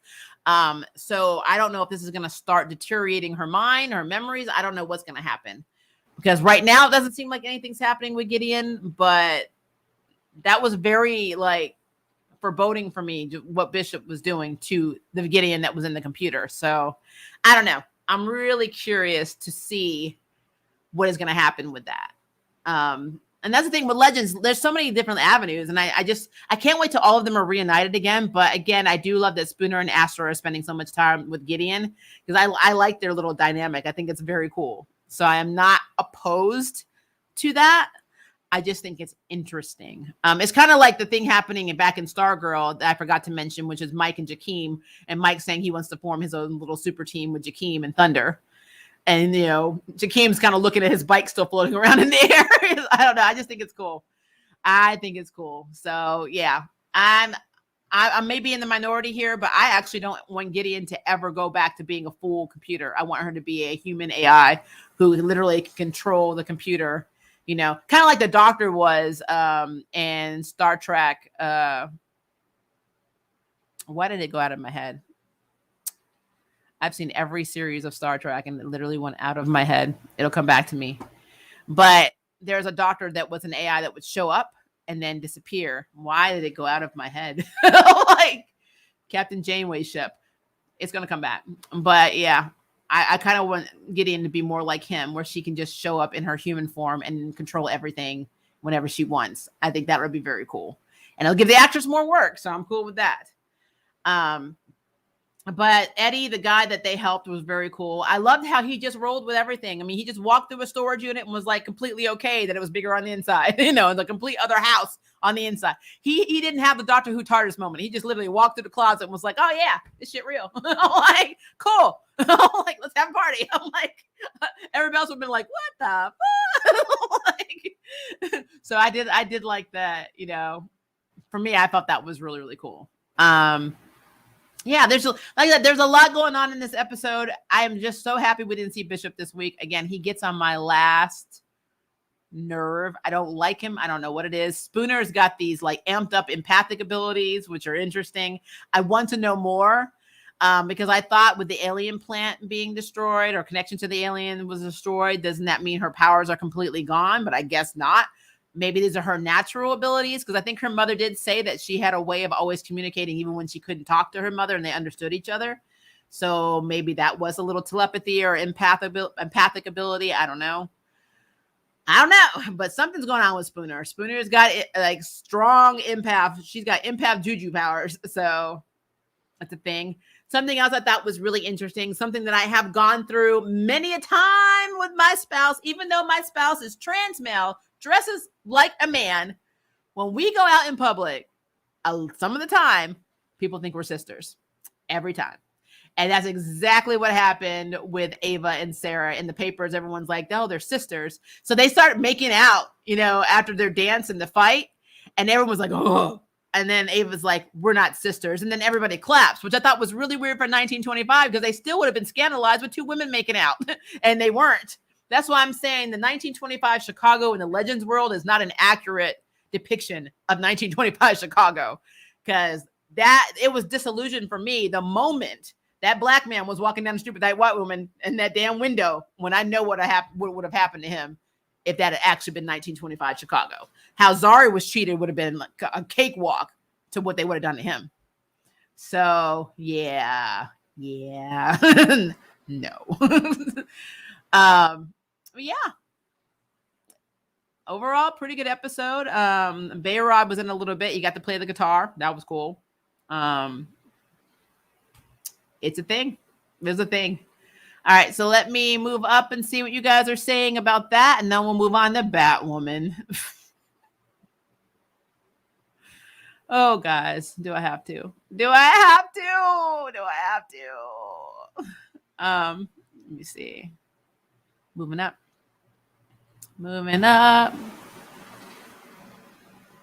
Okay, I think the first one, I have this TV show, certain about Eddie Bloomberg, Kid a Devil, that slowly heads into the Young Justice League dark, kind of similar to Marvel's Heroes for Hire, but follows in a way. That'd be cool. Spooner basically has Maggie's powers from Charm. That's what it seems like. Like the show Lost Girl, where Eddie is learning how to control and expand his abilities like Bo did as soon as he was dropped into the mystical world. I love Lost Girl. Love that show. I love Kenzie. I hate that she wasn't in it most of the time. The CW wig department strike again this week. Yeah, that was funny. I'm glad Legends finally addressed this, that a lot of time travel shows ignore with minorities and women. Yeah. Doctor Who has definitely addressed it, because if you watch Martha Jones season, you'll see she was made to be a maid and treated like a lesser citizen. But remember, the UK's version of racism and slavery is not the same as the US. So they didn't have, there wasn't the same dynamic. There was still discrimination and racism, but it wasn't on the level that we have in the States. So, but she was still treated as a secondhand citizen, basically. Yes, that was effed up to this day. That shit exists. Yep, for real. We're looking at you, Doctor Who. Well, like I said, when you go back and watch Martha Jones, the episode where, because that was David Tennant, the episode where he loses his memory and he thinks he's married to the woman, I cannot remember her damn name, and he thinks that he's an actual doctor and he's living in a house, and Martha Jones is their maid, and she goes into the TARDIS to escape the harsh treatment, basically, but she's treated like a secondhand citizen. So they do address it. And there's also an episode where she meets Shakespeare and he calls her the ebony goddess, but she's still treated like crap by other people. So yeah, they do try and do a pretty good job of that. Now, the recent ones with Jodie Whittaker, I can't say for sure because I don't remember them going to the past for long. Well, no, they did. The Rosa Parks episode. So they did. They had a Rosa Parks episode in Doctor Who. Astrid and Spooner gives me the vibes. They seem like family more so than as. I agree with that. I absolutely agree with that. People always ask me if I ever wanted to go back in time and be like, hell, I look predominantly black and what my experience in that time, and I'm queer. So what time and region? I agree. Trust me, I look ambiguous as hell, but I look like a minority and I'm not going back. Maybe the racist guy was too busy doing racist stuff to be running his store. Like, it just seems weird that he didn't want to make money. Like, he did not come back to that store. Legends got more goofy. They've always been goofy. So Legends has 2 magic users right now with Gary and Astrid. How did Astrid pass up Constantine's older apprentice Gary? Good question. Aren't there 2 Gideons now? Technically 2 aspects of Gideon. One I thought was more of a virus, though. I don't know. I am literally simping over Gideon. I am too. Or maybe the timeline is correcting itself somehow. I mean, correcting itself into what? The Arrowverse timeline has always been messed up. So it doesn't matter what they do. I'm crushing on Gideon too. Yeah, she is adorable. She's very pretty. She has a very good singing voice. I like her voice a lot. I understand because as a child, I was awkwardly looking at guys and girls, but it never expanded from just wanting to have fun, being friends. But when the conversation got to topics like marriage. Oh, yeah. Been down that road. Can a human being have that much knowledge? Dan, Gideon, and Brainy would be cute if it weren't for Dreamer, but we knew Dreamer is not endgame, but Gideon could work since she is outside of time. True. Speaking of Doctor Who, have you seen the recent episode? I recorded it. I have not watched it yet. Gideon can sing me a lullaby any day. Spooner's powers for augmented form, the fountain exposure. So now she has telepathic and empathic powers. I love that persuasion power. I love her persuasion power too. I thought that was really cool. Well, to be fair, Bayard is not supposed to exist, so he's affecting the timeline. They're interacting with people around him. That's true. I wonder if that's going to come to a head because at the end of the episode, we got the old Zari back. So, because the current Zari was like, I don't know anything about these, anything about the technology needed to do any of this shit. So, talk to her. That was really cool. I love the Gideon that was an AI as a copy that was reset, so more like a sister program. But I wonder if they're connected. How's it? Because I feel like they're connected. And in some way, I feel like it's going to affect our Gideon at some point. Love how that happens with a lot of gay couples. It happened to me in the past with different partners. It's because people default a straight scenario to make sense of a situation. Astrid and Spooner are having great time becoming besties. Well, to add on this, I think I told you guys this before. When me and my spouse went to get our marriage license at the Shelby, it was called the Shelby County Clerk's Office, downtown Memphis. We walked in there and this older lady was there and she asked me, I'll never forget this. We went in, I said, I'm getting a marriage license. This is our information, our driver's license, our birth certificate, blah, blah, blah. And she's like, oh, is this your sister? And I'm like, why in the hell would this be my sister if we just gave you all of our information saying we were getting a marriage license. Am I allowed to marry my sister in Tennessee? And first of all, there's no way I look effing Korean. So guys, you just don't know. You just don't know. Nate is just Mr. Cool. I really like watching him interact with the crew. Yeah, I agree with that. But hey, I miss Mona. I miss Mona too. I liked Mona. See, when I first discovered Mona, it was on Z Nation, and then she went to that show on Netflix that has Drew Barrymore, where she's a zombie. It went out of my head.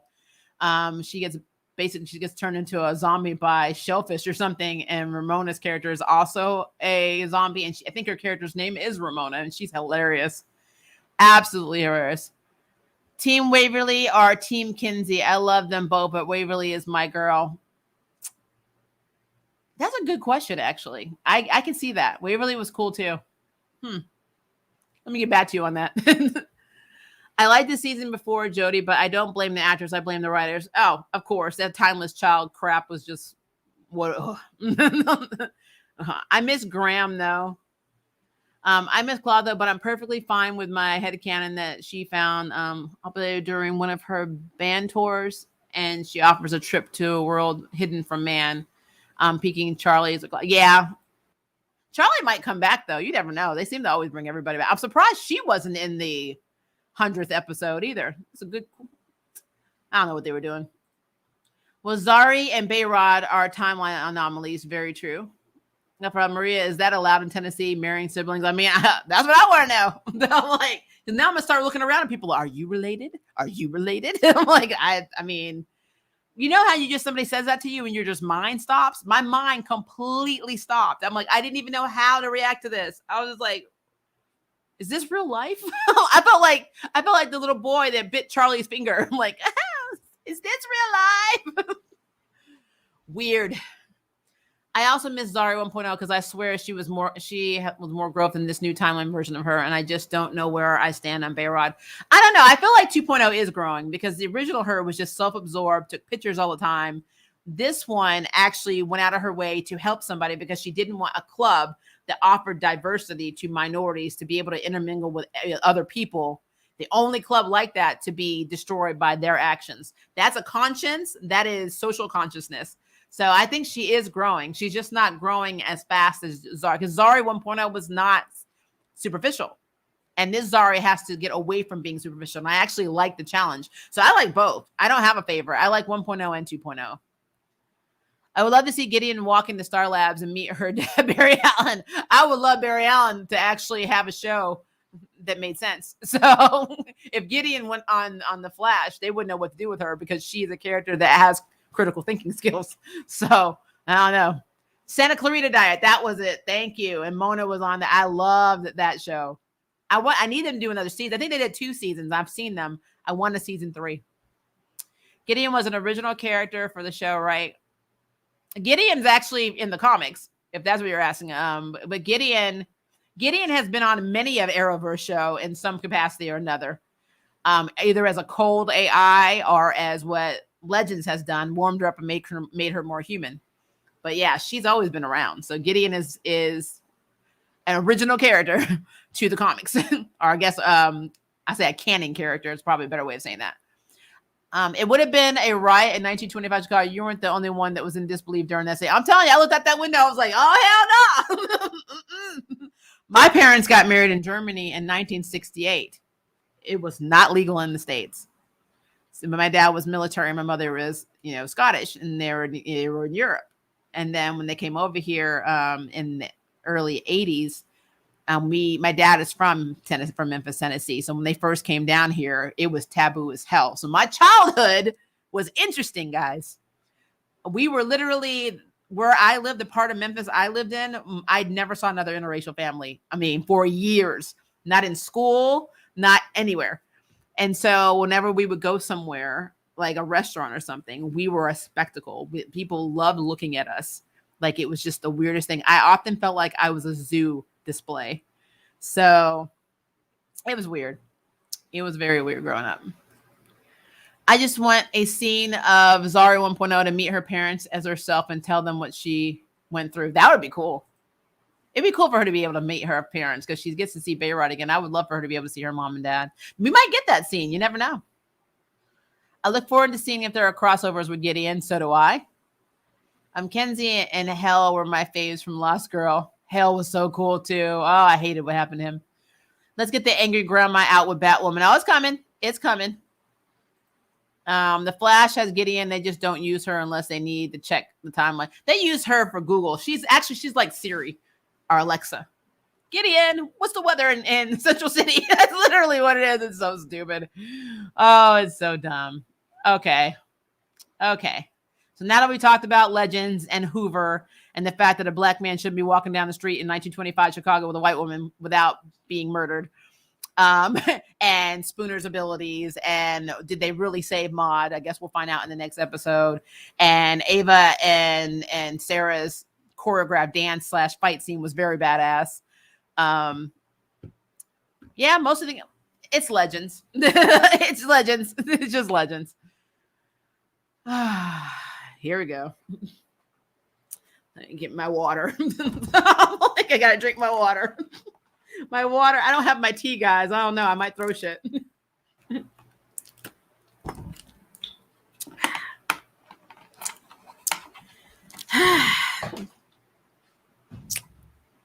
I got to keep myself together because at 3:30 I have it's either 3 or 3:30 I have a Yashahime stream. So let me just get through this crap. Sorry, Batwoman. Without losing my mind. So Ryan's brother, Marquise, got her on the list for 30 under 30. And so she was going to this event, this press junket, to represent Wayne Industries because she's the acting CEO, which again makes no effing sense at all. You talk about Sportsmaster and his wife getting a house, being felons, escape from jail, and then you got a felon who's now the acting and the face of Wayne Industries as a CEO. That's bullshit. I'm not suspending my disbelief on that at all. That is bullshit. I do not understand how the board of directors that they reference in this episode even accepted that shit. So, but you know what? We'll get to that in a minute. So last week we dealt with Mr. Freeze and his wife, Nora, and the canister of doom and the fact that Ryan obviously does not get hypothermia from being frozen to death. You know, she's able to bounce right back. Just all kinds of bullshit from last week. Well, the train and the ball of confuckery continues this week. So they're at this party and, you know, we meet an assistant that has apparently been Bruce Wayne's assistant, also has known Lucius Fox for years because works with the place for years. And honestly, probably should have been another acting CEO. I don't know why Luke wasn't the acting CEO. I still stand by that. That makes no fucking sense to me. But again, whatever. So anyway, party, nobody gives a shit about. Sophie's there with her sister, who, of course, you know, she's the activist and she's going to be giving a speech and she's very, you know, nervous about it. And I would have loved to have more exposition on why the sister was nervous, but instead we had to have what I like to call this is what I've nicknamed them, guys. So let me tell you my nicknames for what's happening now, because I don't watch soap operas, but I feel like the titles are appropriate. So this episode, we had the Ryan and the Restless, as the Jada turns, and One Life to Sophie. This is what I'm saying this week, guys, because that's literally the themes of all of this shit. So the party.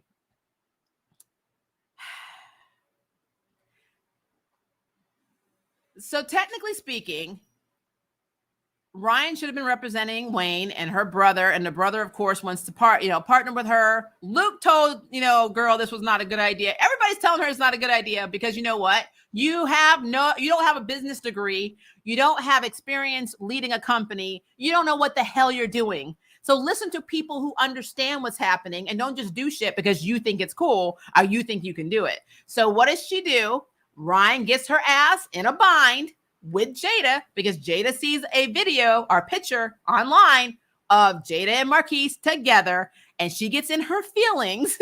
And so she goes after Ryan and accuses Ryan of embezzling $30 million. I think it was $30 million from Wayne, Enterprises. So basically our industry. Well, is it Wayne? Wayne is Wayne Industries.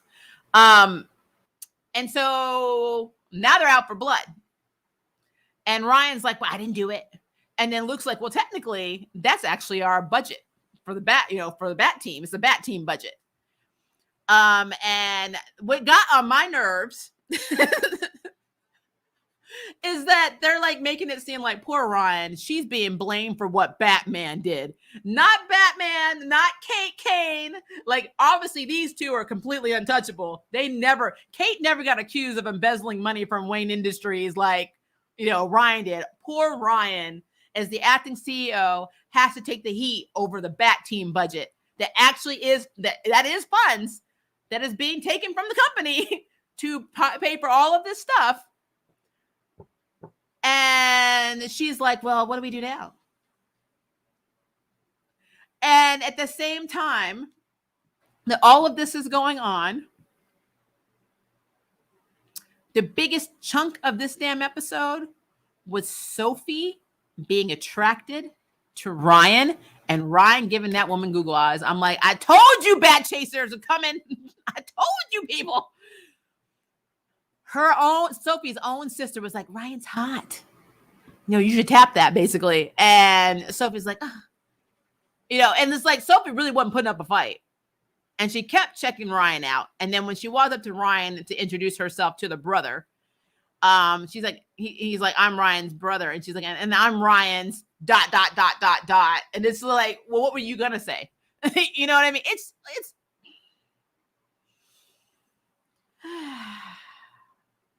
so let's talk about the tiny bit else that happened in the episode, because the main focus is always on Ryan and Sophie and Ryan and as the Ryan turns and her damn mother, who's just stupid. So we got introduced to the Black Glove Society, and they basically are a society that does really dirty, underhanded stuff for their clients, no matter what they want. And so apparently Jada hired them to try and be able to freeze someone where they don't die, but I guess can just be frozen and brought back whenever they want. She does imply that she's basically trying to get rid of her son for a little while. I don't know if she's trying to kill him or freeze his ass. That's what it seems like to me. I don't know.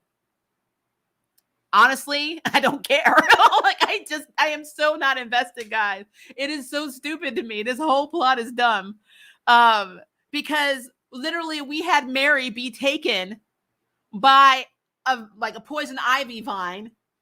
She wakes up in a fucking park. She has a bite on her arm. She goes to tell Luke and Ryan about it. Luke's in his fucking feelings. She's like, I woke up in a park. And he's like, well, I gotta go back to work, because he's being a fucking toddler, because she, as a doctor, said you're having PTSD, and was complete a-hole to Mary this entire episode. And I will tell you, when they were on the phone, he even said, oh, well, you're the one that fashioned to be the team's doctor. See, first of all, Mary could not be me, because I would have cussed his little ass out a long time ago. And if he had talked to me on the phone like he was talking, and she's like trying to figure out the stuff, like they always have these expectations of Mary to be able to figure out everything, because I guess they just can't. And when she doesn't, they're going to get an attitude about it. And I'm like, you know what, Mary? You know what would happen if you just stopped? They would be SOL, because Luke can only handle the computer and hacking side. They will be effing screwed without you. And they treat her like absolute shit. So Luke walked off, and then here comes Ryan. Well, yeah, I really want to talk about it too, but I'm really busy. Can we do it over cocktails at happy hour later? And she's like, what the hell ever. And then what happens later? Do they meet up at the bar to have cocktails? No. Ryan's with her brother at the bar. So really, nobody has talked to Mary about the fact that she woke up in the damn park at all, which does not shock me, because they don't give a shit. I mean, they don't care. So the character that I feel the most sorry for in this whole damn series is Mary, because she gets the shafted end of every stick, and they treat her like shit. And I think that is so effed up. Not one of them, nobody's addressed this. Nobody thought about Mary. And for me, the best moment of this whole effing episode is when she was talking, she was trying to figure out how to save Sophie's sister, because her sister gets grabbed by, BGS, because she had information on them, and, she's frozen. And so Mary was looking at these plants, and she's like, wait, she starts talking about basically how plants, survive winter without dying. She's like, I need to thaw her out from the inside out. And she's literally talking to herself. And Luke was like, oh, so you think that, the plants are going to work? And she's like, no, I just like talking about plants. And then she just hangs up on his ass. And I'm like, good for you, girl. Tell Luke to go suck a nut. I'm so tired. I'm so tired of this damn show. Luke actually wasn't that big of an a-hole for me, but I really disliked him in this episode. I really did not like Luke. I thought he was being a toddler. He's mad because he got called out, because he does have PTSD. He has no fight training. He has no business being in the suit. And when he finally turned the fail-safe on, his dad said, no, son, you are not ready to wear this damn suit. Mic drop. Go apologize to Mary, you little dick. So do not like Luke. Just don't. Alice is having delusions. She's literally seeing shit. there is an orderly that she snapped the neck of earlier in the episode who's talking to her and talking crap to her the whole time. And, at this point, her mind is fracturing, which when you already have somebody who basically is pretty much a sociopath at this point, having a fractured mind is dangerous. And so now she's going to be Sophie's roommate because why the hell not? Oh God. I can't. I just can't, guys. I can't. Guys, this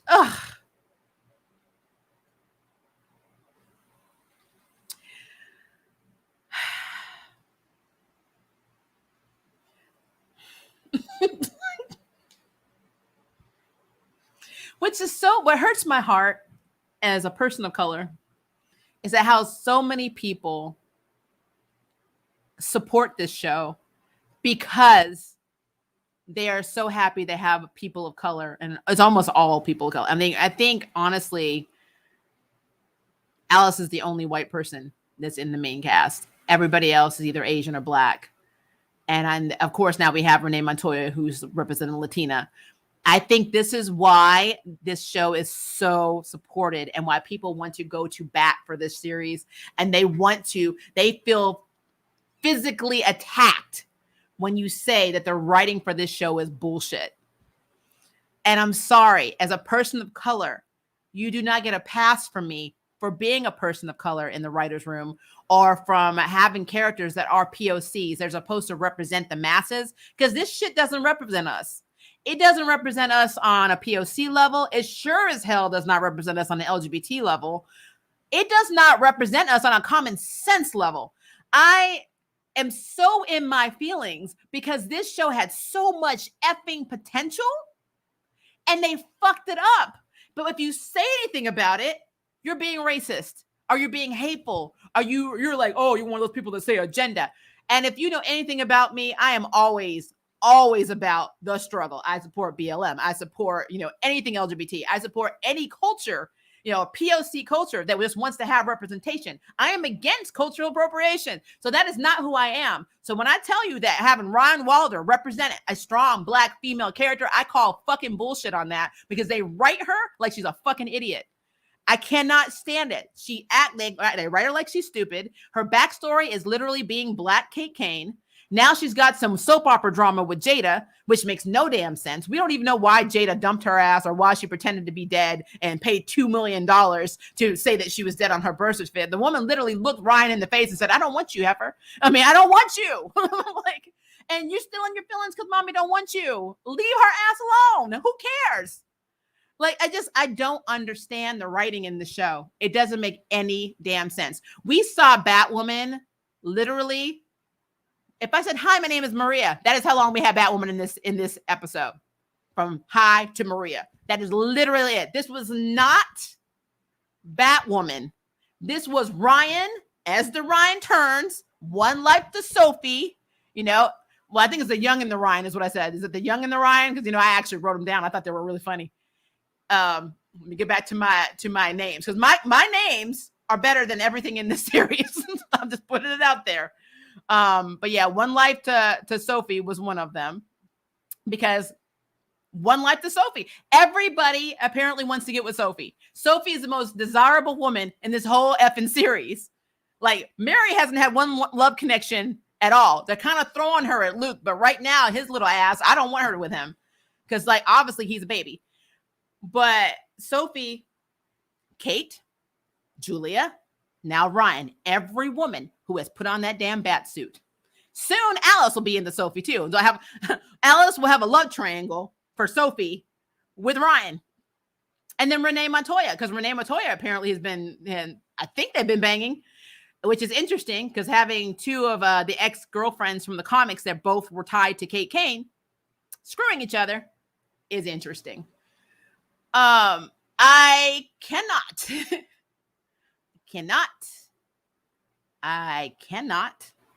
support the show. I can't. It is too fucking stupid. I'm sorry. It's just stupid. And how they resolve the issue, they're like, oh, well, Charlie, her publicist, the guy, he's like, I know you didn't do it. Actually, I know it was Bruce Wayne. He was just, going off, on his own and living his best life with addictions and women and blah and splundering company money. Unfortunately, you're the fallout person, but don't worry. Everything's been settled because apparently Luke knows somebody at Argus and they got a cover story saying that it was basically Argus made a deal with Wayne Enterprises for some kind of weapons or what. I don't know what the hell it was. I don't really care because it's not that important. It's a lie. And then Charlie was like, but technically we still want you to step down, Ryan, because we could lose the company because Jada's after you basically. And Ryan's like, I want to fight it. I'm like, why would you fight it? You didn't even understand what he was saying half the damn time. Like when he literally came up to you and said, hey, you're being accused of embezzling money. She's like, oh, well, I'll just go get my box and I'll just leave the company. And he's like, woman, you can go to jail for this. I mean, how do you not know that embezzling is a crime? And I'm like,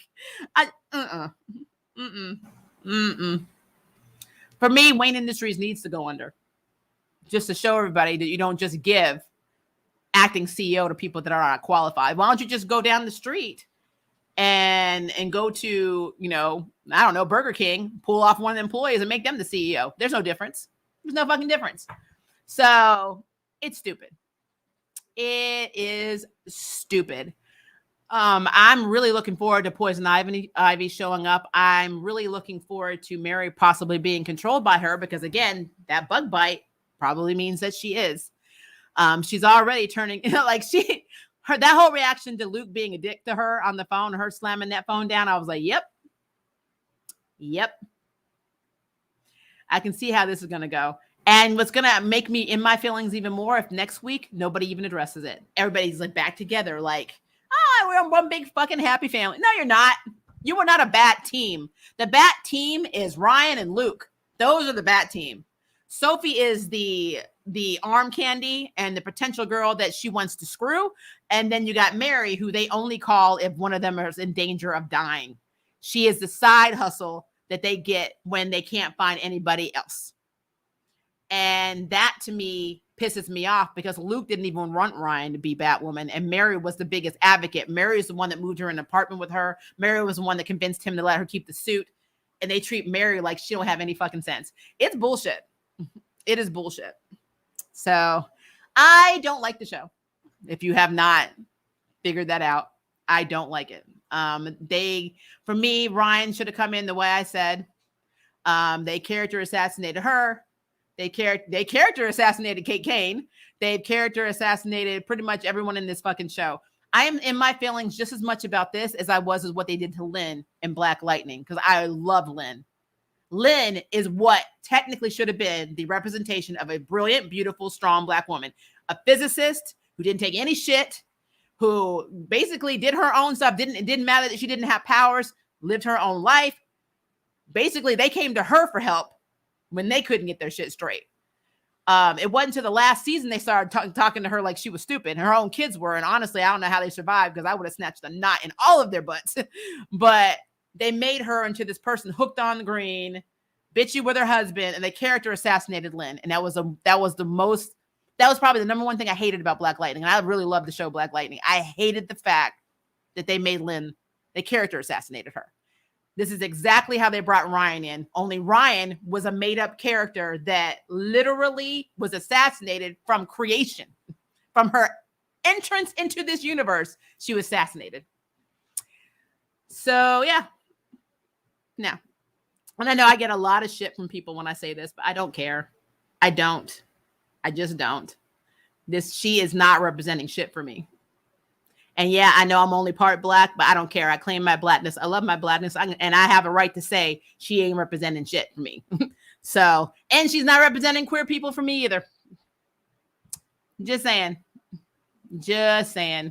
But yeah, I love how the actual plot, us dealing, we could have had a lot more exposition of what's going on with Blackgate, what's going on with Jada, but instead we had to understand that yes, Sophie's sister was in danger and she had to bring Alice back to the apartment and they had that little tussle. And then of course, Batwoman came and saved them before they exploded by freezing the fire and then giving Google eyes to Sophie and Sophie giving those love, I want to do you later eyes to her. Because we need to understand that these two women want to fuck. That's basically what I'm saying to you. I'm sorry if that's vulgar, but that is what they want us to do. I'm going to get demonetized for that. I don't care. That is what they want us to understand about this series. This is what they want to happen. Do you feel educated? I do. No, I don't. Guys. I know I got to calm myself down. I have another stream coming up. Literally at 3:30. So I have time for a few questions, but I'm doing Yashahime, which is completely tone shift from what I'm talking about right now. I'm going to be like, get my tea because this shit is wrong. I don't like it. I don't like it at all. At all. It's just pointless to me. The Flash needs to use their Gideon. I'll add more. It'll add more pizzazz. Probably more plot. Bat Chaser, beware the dark side of the moon. There you go. There you go. Sophie has no story this season. She even said it herself. I got no job. I got no prospects. What am I? I'm like, you know what? I've been saying that too. Why didn't you go with Kate? The love of your life. Remember that? The person you wanted back more than anything. And here we are, not even a month later, you're trying to get with Ryan. Whatever. I get time for that shit.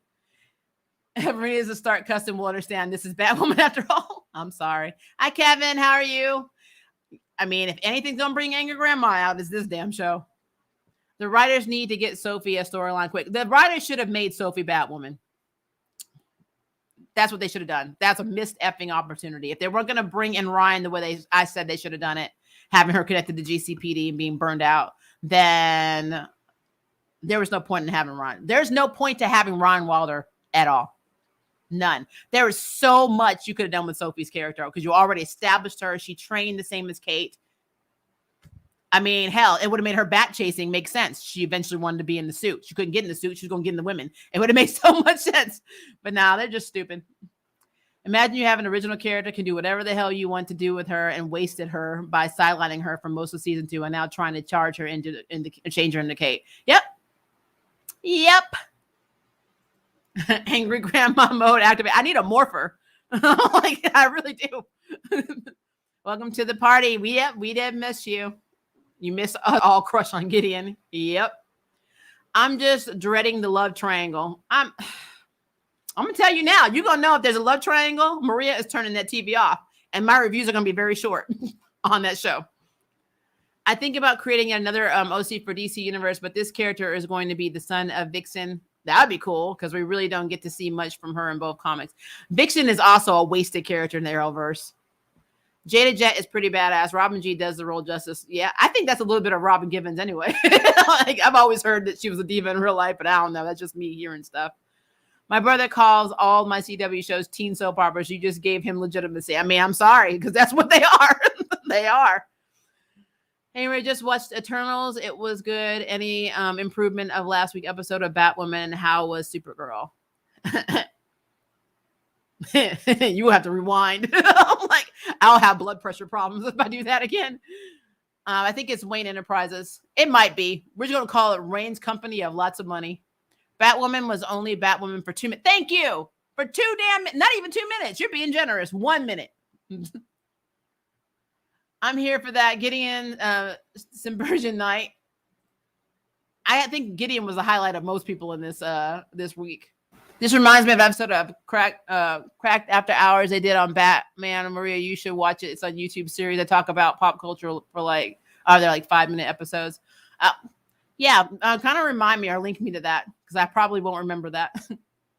I'm a crusher, not a simper. Start the exorcism, please. Sophie and Ryan do have something going on. No surprise there. I mean, I called that shit last season. I told you they were going to do that.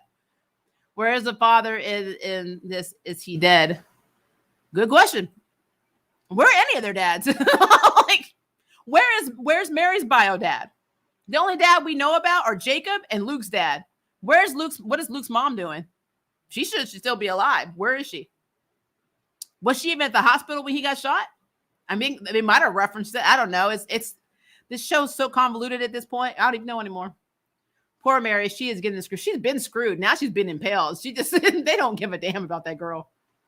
Because this fan fiction series, DC Marvel crossover by Epic Kaya 72 on AO3, the first one that drew my attention was Foreign Waters. Huh. There are a lot of good fanfics out there. Why are we doing another evil organization? I want the 2.0 villains thing. That is what I want to see. Good luck. You know you can't. Like I said, where are the OG villains? Where are they at? Yeah, see, got questions.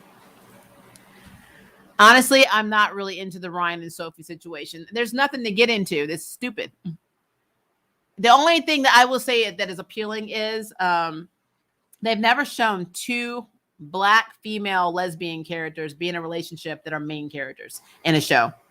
So then that's a novelty because normally it's an interracial thing. So I am, like I said, that's fine, but they are not going to be Sarah and Ava. They're just not. I mean, I don't know what the fuck they're going to be. I'm being honest with you. It doesn't make any sense to me. It is a U-Haul relationship. Just as U-Haul, if you watch Charmed, as freaking Ruby and Mel. If they DC and Marvel shared a single universe, Lord, I don't even know what to say about that. They don't care about Mary. Nope. Well, we don't have the Wonderland Gang and Alice is here, so we have to have some group to fight against. The problem is they decided not to make Wallace Day the new Kate Kane and make her the new Batwoman. They decided not to recast Kate Kane. And when they did that, they cut themselves off from a lot of stories because a lot of that shit happened to Kate Kane. And I'm still weirded out if Renee was sleeping with Sophie because, again, they were both ex-girlfriends of Kate Kane. Sophia was an ex-girlfriend of Kate Kane. So they're basically taking Kate's shit and they're dividing it up between other people instead of making original content, which makes no sense to me. It makes no sense. It's stupid. I'm just going to put this out there. There are much better shows that Batwoman, sorry, that Maria can be reviewing. What do you guys all think? You know, you're not wrong. You are not wrong. But I can't do an Arrowverse recap without having one moment where my blood pressure hits 500. So 500 over 1,000. So they can free someone forever they want and bring them back like nothing happened, just like Sophia's dagger from last season. Interesting. Why don't you just find Sophia's damn dagger? When I saw those vines, I had flashbacks to Evil Dead. Yeah, the tree. Yeah, my spouse did too. I thought that was funny. Why did they go with the organization and the Owl Society? Also, canon-wise, how many high-power secret societies are there in Gotham? There are a lot. I'm surprised we haven't seen more from Intergang, honestly. But, I mean, we keep getting references of them in Superman and Lois. But I don't know. Like I said, none of Arrowverse makes sense. The continuity doesn't make sense, if you can call it that. Things you think other characters should be involved in, especially when their shows are also on the same timeline in the same universe. They're not even connected. So it's just dumb. All of it is dumb to me. I mean, Alice and Mary are sisters, so why not? I love that Mary calls her sister. She's like, oh, that's my sister. The person that killed your mother that you hate. And you're now like bantering with her. I love that we never heard of them prior to this episode. Brain cells depleting every episode. I mean, you're not wrong. I feel my IQ shift. It just drops. And then you got to do stuff to build yourself back up. We are rooting for you, Batwoman, and you have failed us. Yeah, we were rooting. You're right. Like I said, when they decided to have, a Black Batwoman and they said, okay, her name was Ryan Wilder, I was like, cool. Then they started going to this convoluted bullshit. Oh, she was an ex-drug runner. Well, apparently that didn't go over well. So they completely scrapped that and then made it so she was she was arrested unfairly by the Crows. No, she was arrested carrying Angelique's drugs on her person outside that damn, in the streets of Gotham. You are carrying drugs. You got fairly arrested. It doesn't matter if they weren't yours. You had them on you. So that was your fault. You didn't flush them down the toilet like everybody else that uses, wait for it, common sense and critical thinking skills. So yeah, this show could be doing so well. Yeah. What makes me upset is I think that there are also POC writers on this. And I don't understand how they can just fuck this up so badly. I don't get it. When did Batwoman become Black Lightning? Since they were not there to save that, now people of color are saving this show because we lost Black Lightning. Black Lightning had something to say. That's what it is. People are rallying. People are getting in their feelings about this, and they don't realize it. It's just really bad. I'm like, it's really bad. You should be, as a person of color, you should be offended that this is what people think we are. I'm like, it is so bad. Mm-mm. Javisa Leslie deserves so much better. Yep. I don't know why she didn't have a voice in the writer's room, but like, this is stupid. I don't like how the direction this is going in. Trust Maria, you would love Epic. Kaya 722 works for DCU on AO3 because now I'm low-key shipping Luke Fox and Colorum as well as Starry Aqua Knight. Huh, I'll have to check them out. I use AO3 a lot, so it's my stress reliever. Why was Batwoman in this episode so little? It supports my theory that CW is a bunch of soap opera writers masquerading as comic story writers. Absolutely. Plus, they probably have no budget. like we're spending all our money on the special effects with the ice. We can't have you fight. Can't do that. We don't have money for the fight choreographers this season or this episode. Zeta's character has a lot of potential to be a bigger, more powerful nemesis if the writers use it. Ryan's whining mother issues is nerve-wracking. When someone tells you face-to-face to kick rock, I mean, really. Why are you still there? I don't get it. I can't wait to see Poison Ivy. So I am looking forward to that, but then I'm also nervous because it's the Arrowverse. Also, has Ryan ever mentioned her adopted mother this entire season? I think she did once. I had a mother, and she was my adopted mother. She likes to say that a lot when Alice is around because she likes to tell Alice that she killed her mom, even though Alice did not kill her mom. The Wonderland gang killed her mom. She wasn't even there. They were squatting in that apartment. But, she has to have a reason to hate Alice. I hope for a romance with Poison Ivy and Maria if Harley's not coming. I want Harley to come. I would love to have a cameo of Harley, her sitting in jail talking to herself or something. I don't know. I think it'd be kind of cool. They should at least name drop Harley. Also, has Ryan even mentioned her adopted mother this entire season? I think we already answered that one. Why couldn't the story of Batwoman start where Ryan is a private eye working for the GCP and through his high corruption, they planted evidence on her person and running from the heart? See, I said something similar. I would have loved for her to be a detective whose partner got killed by Alice and it got covered up and she was sick of all the corruption in the GCPD. And so that's why she left and went and became a PI, and through investigating Kate Kane, maybe they hired her to figure out Kate Kane was really dead. She finds the bat suit. And that leads her back to Luke and them because she's just really good at her job. That shit would attract. And then she would have had a connection to Renee Montoya.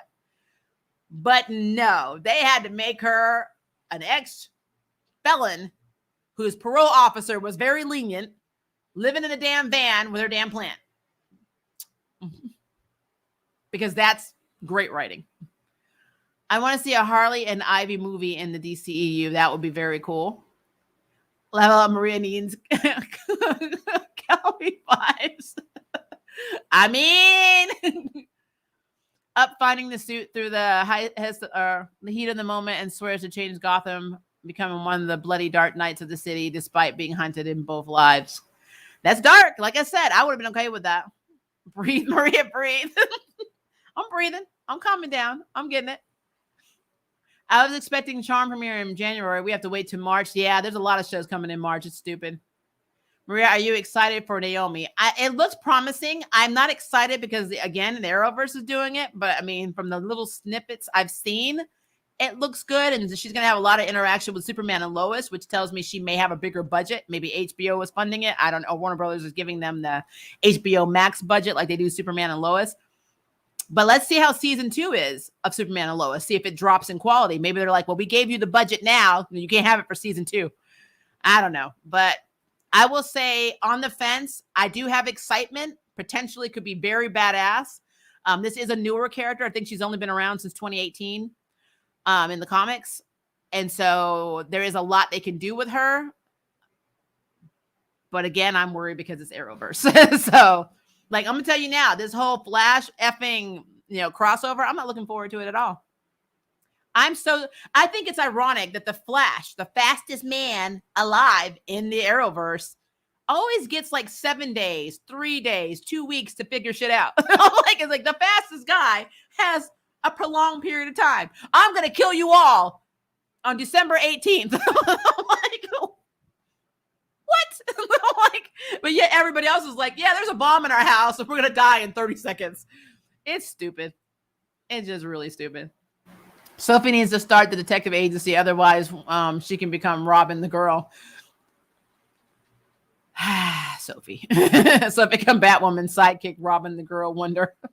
She's gonna be a sidekick, all right, but not in the way you understand. Lynn was character assassinated from the beginning. But she did have a little bit more, like season 1, she had a little bit more respect. She had a little bit more clout. She had a voice. Her character was never the problem. It's what they continuously did to her. They made her like this anti-Jefferson person. She was hot and cold. She acted like her marriage was a virus. And then she got addicted to the green because, they tricked her into it through her tablet. And then she just became very bitchy and very problematic and very wishy-washy and just horrible. And she had so much potential. I love Lynn. Like I said, this is just what they do, though. This is what the Arrowverse does. Except from the beginning, not to recast. I really did not want them to recast Kate Kane.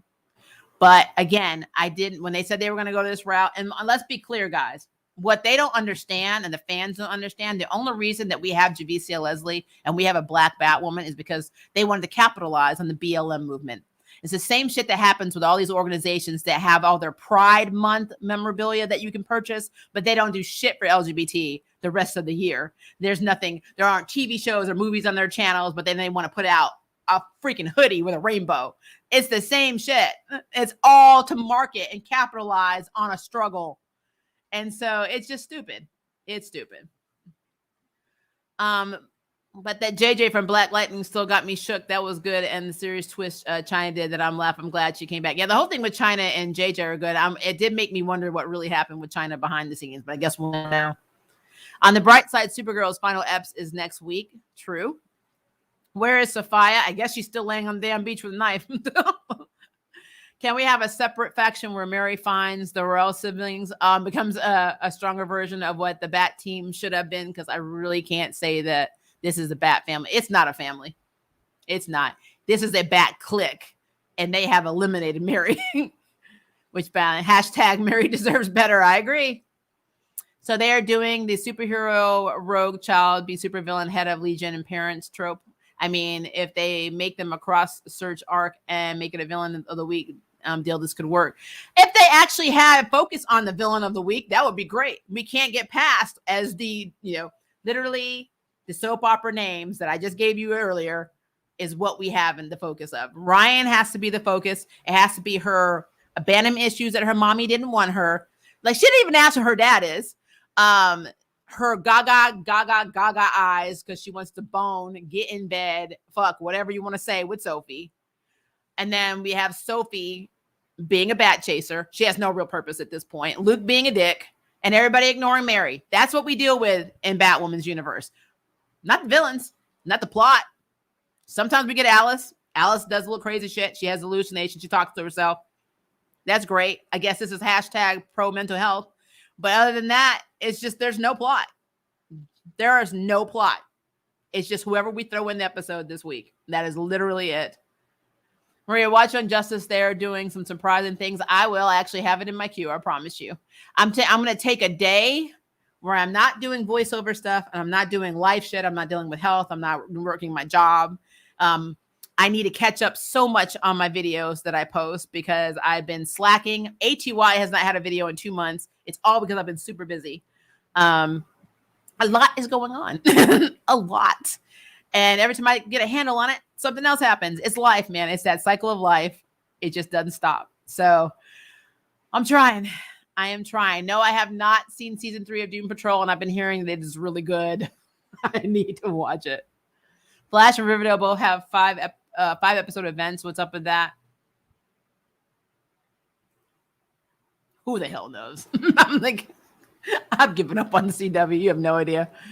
Like a Hawk literally had a bomb attached to his heart. What? With a hairline trigger on the Titans, but the Flash gets like planned dates. I'm telling you. How long did he know about Crisis before everybody else? I mean, Oliver knew longest, but how long did Flash know? How long did he know about Savitar gonna kill Iris on a certain day? Like, they always get a date. It's like they can put it in their calendar. They're like, oh, cool, my wife's dying today. I'm gonna do something about that. Like, it's like stupid. It's really just, I can't even take the threat seriously anymore. I can't. Entire Bangs Boys we were rooting for you. How dare you? You're not wrong. They have to premiere the last 2 episodes of Supergirl because the following week is the crossover. Yeah, I know. We don't even need a Robin-like character since we already have the Prowler. Let's let her suit up, and Luke needs to be a separate ally like the 6th and 7th Rangers. Yeah. Maria, how do you do it all? It's your job. Is your job 9 to 5 with your voiceovers and channel reviews? How are you doing the Scarlet Witch astral projection thing and multiple? I mean, I might as well be.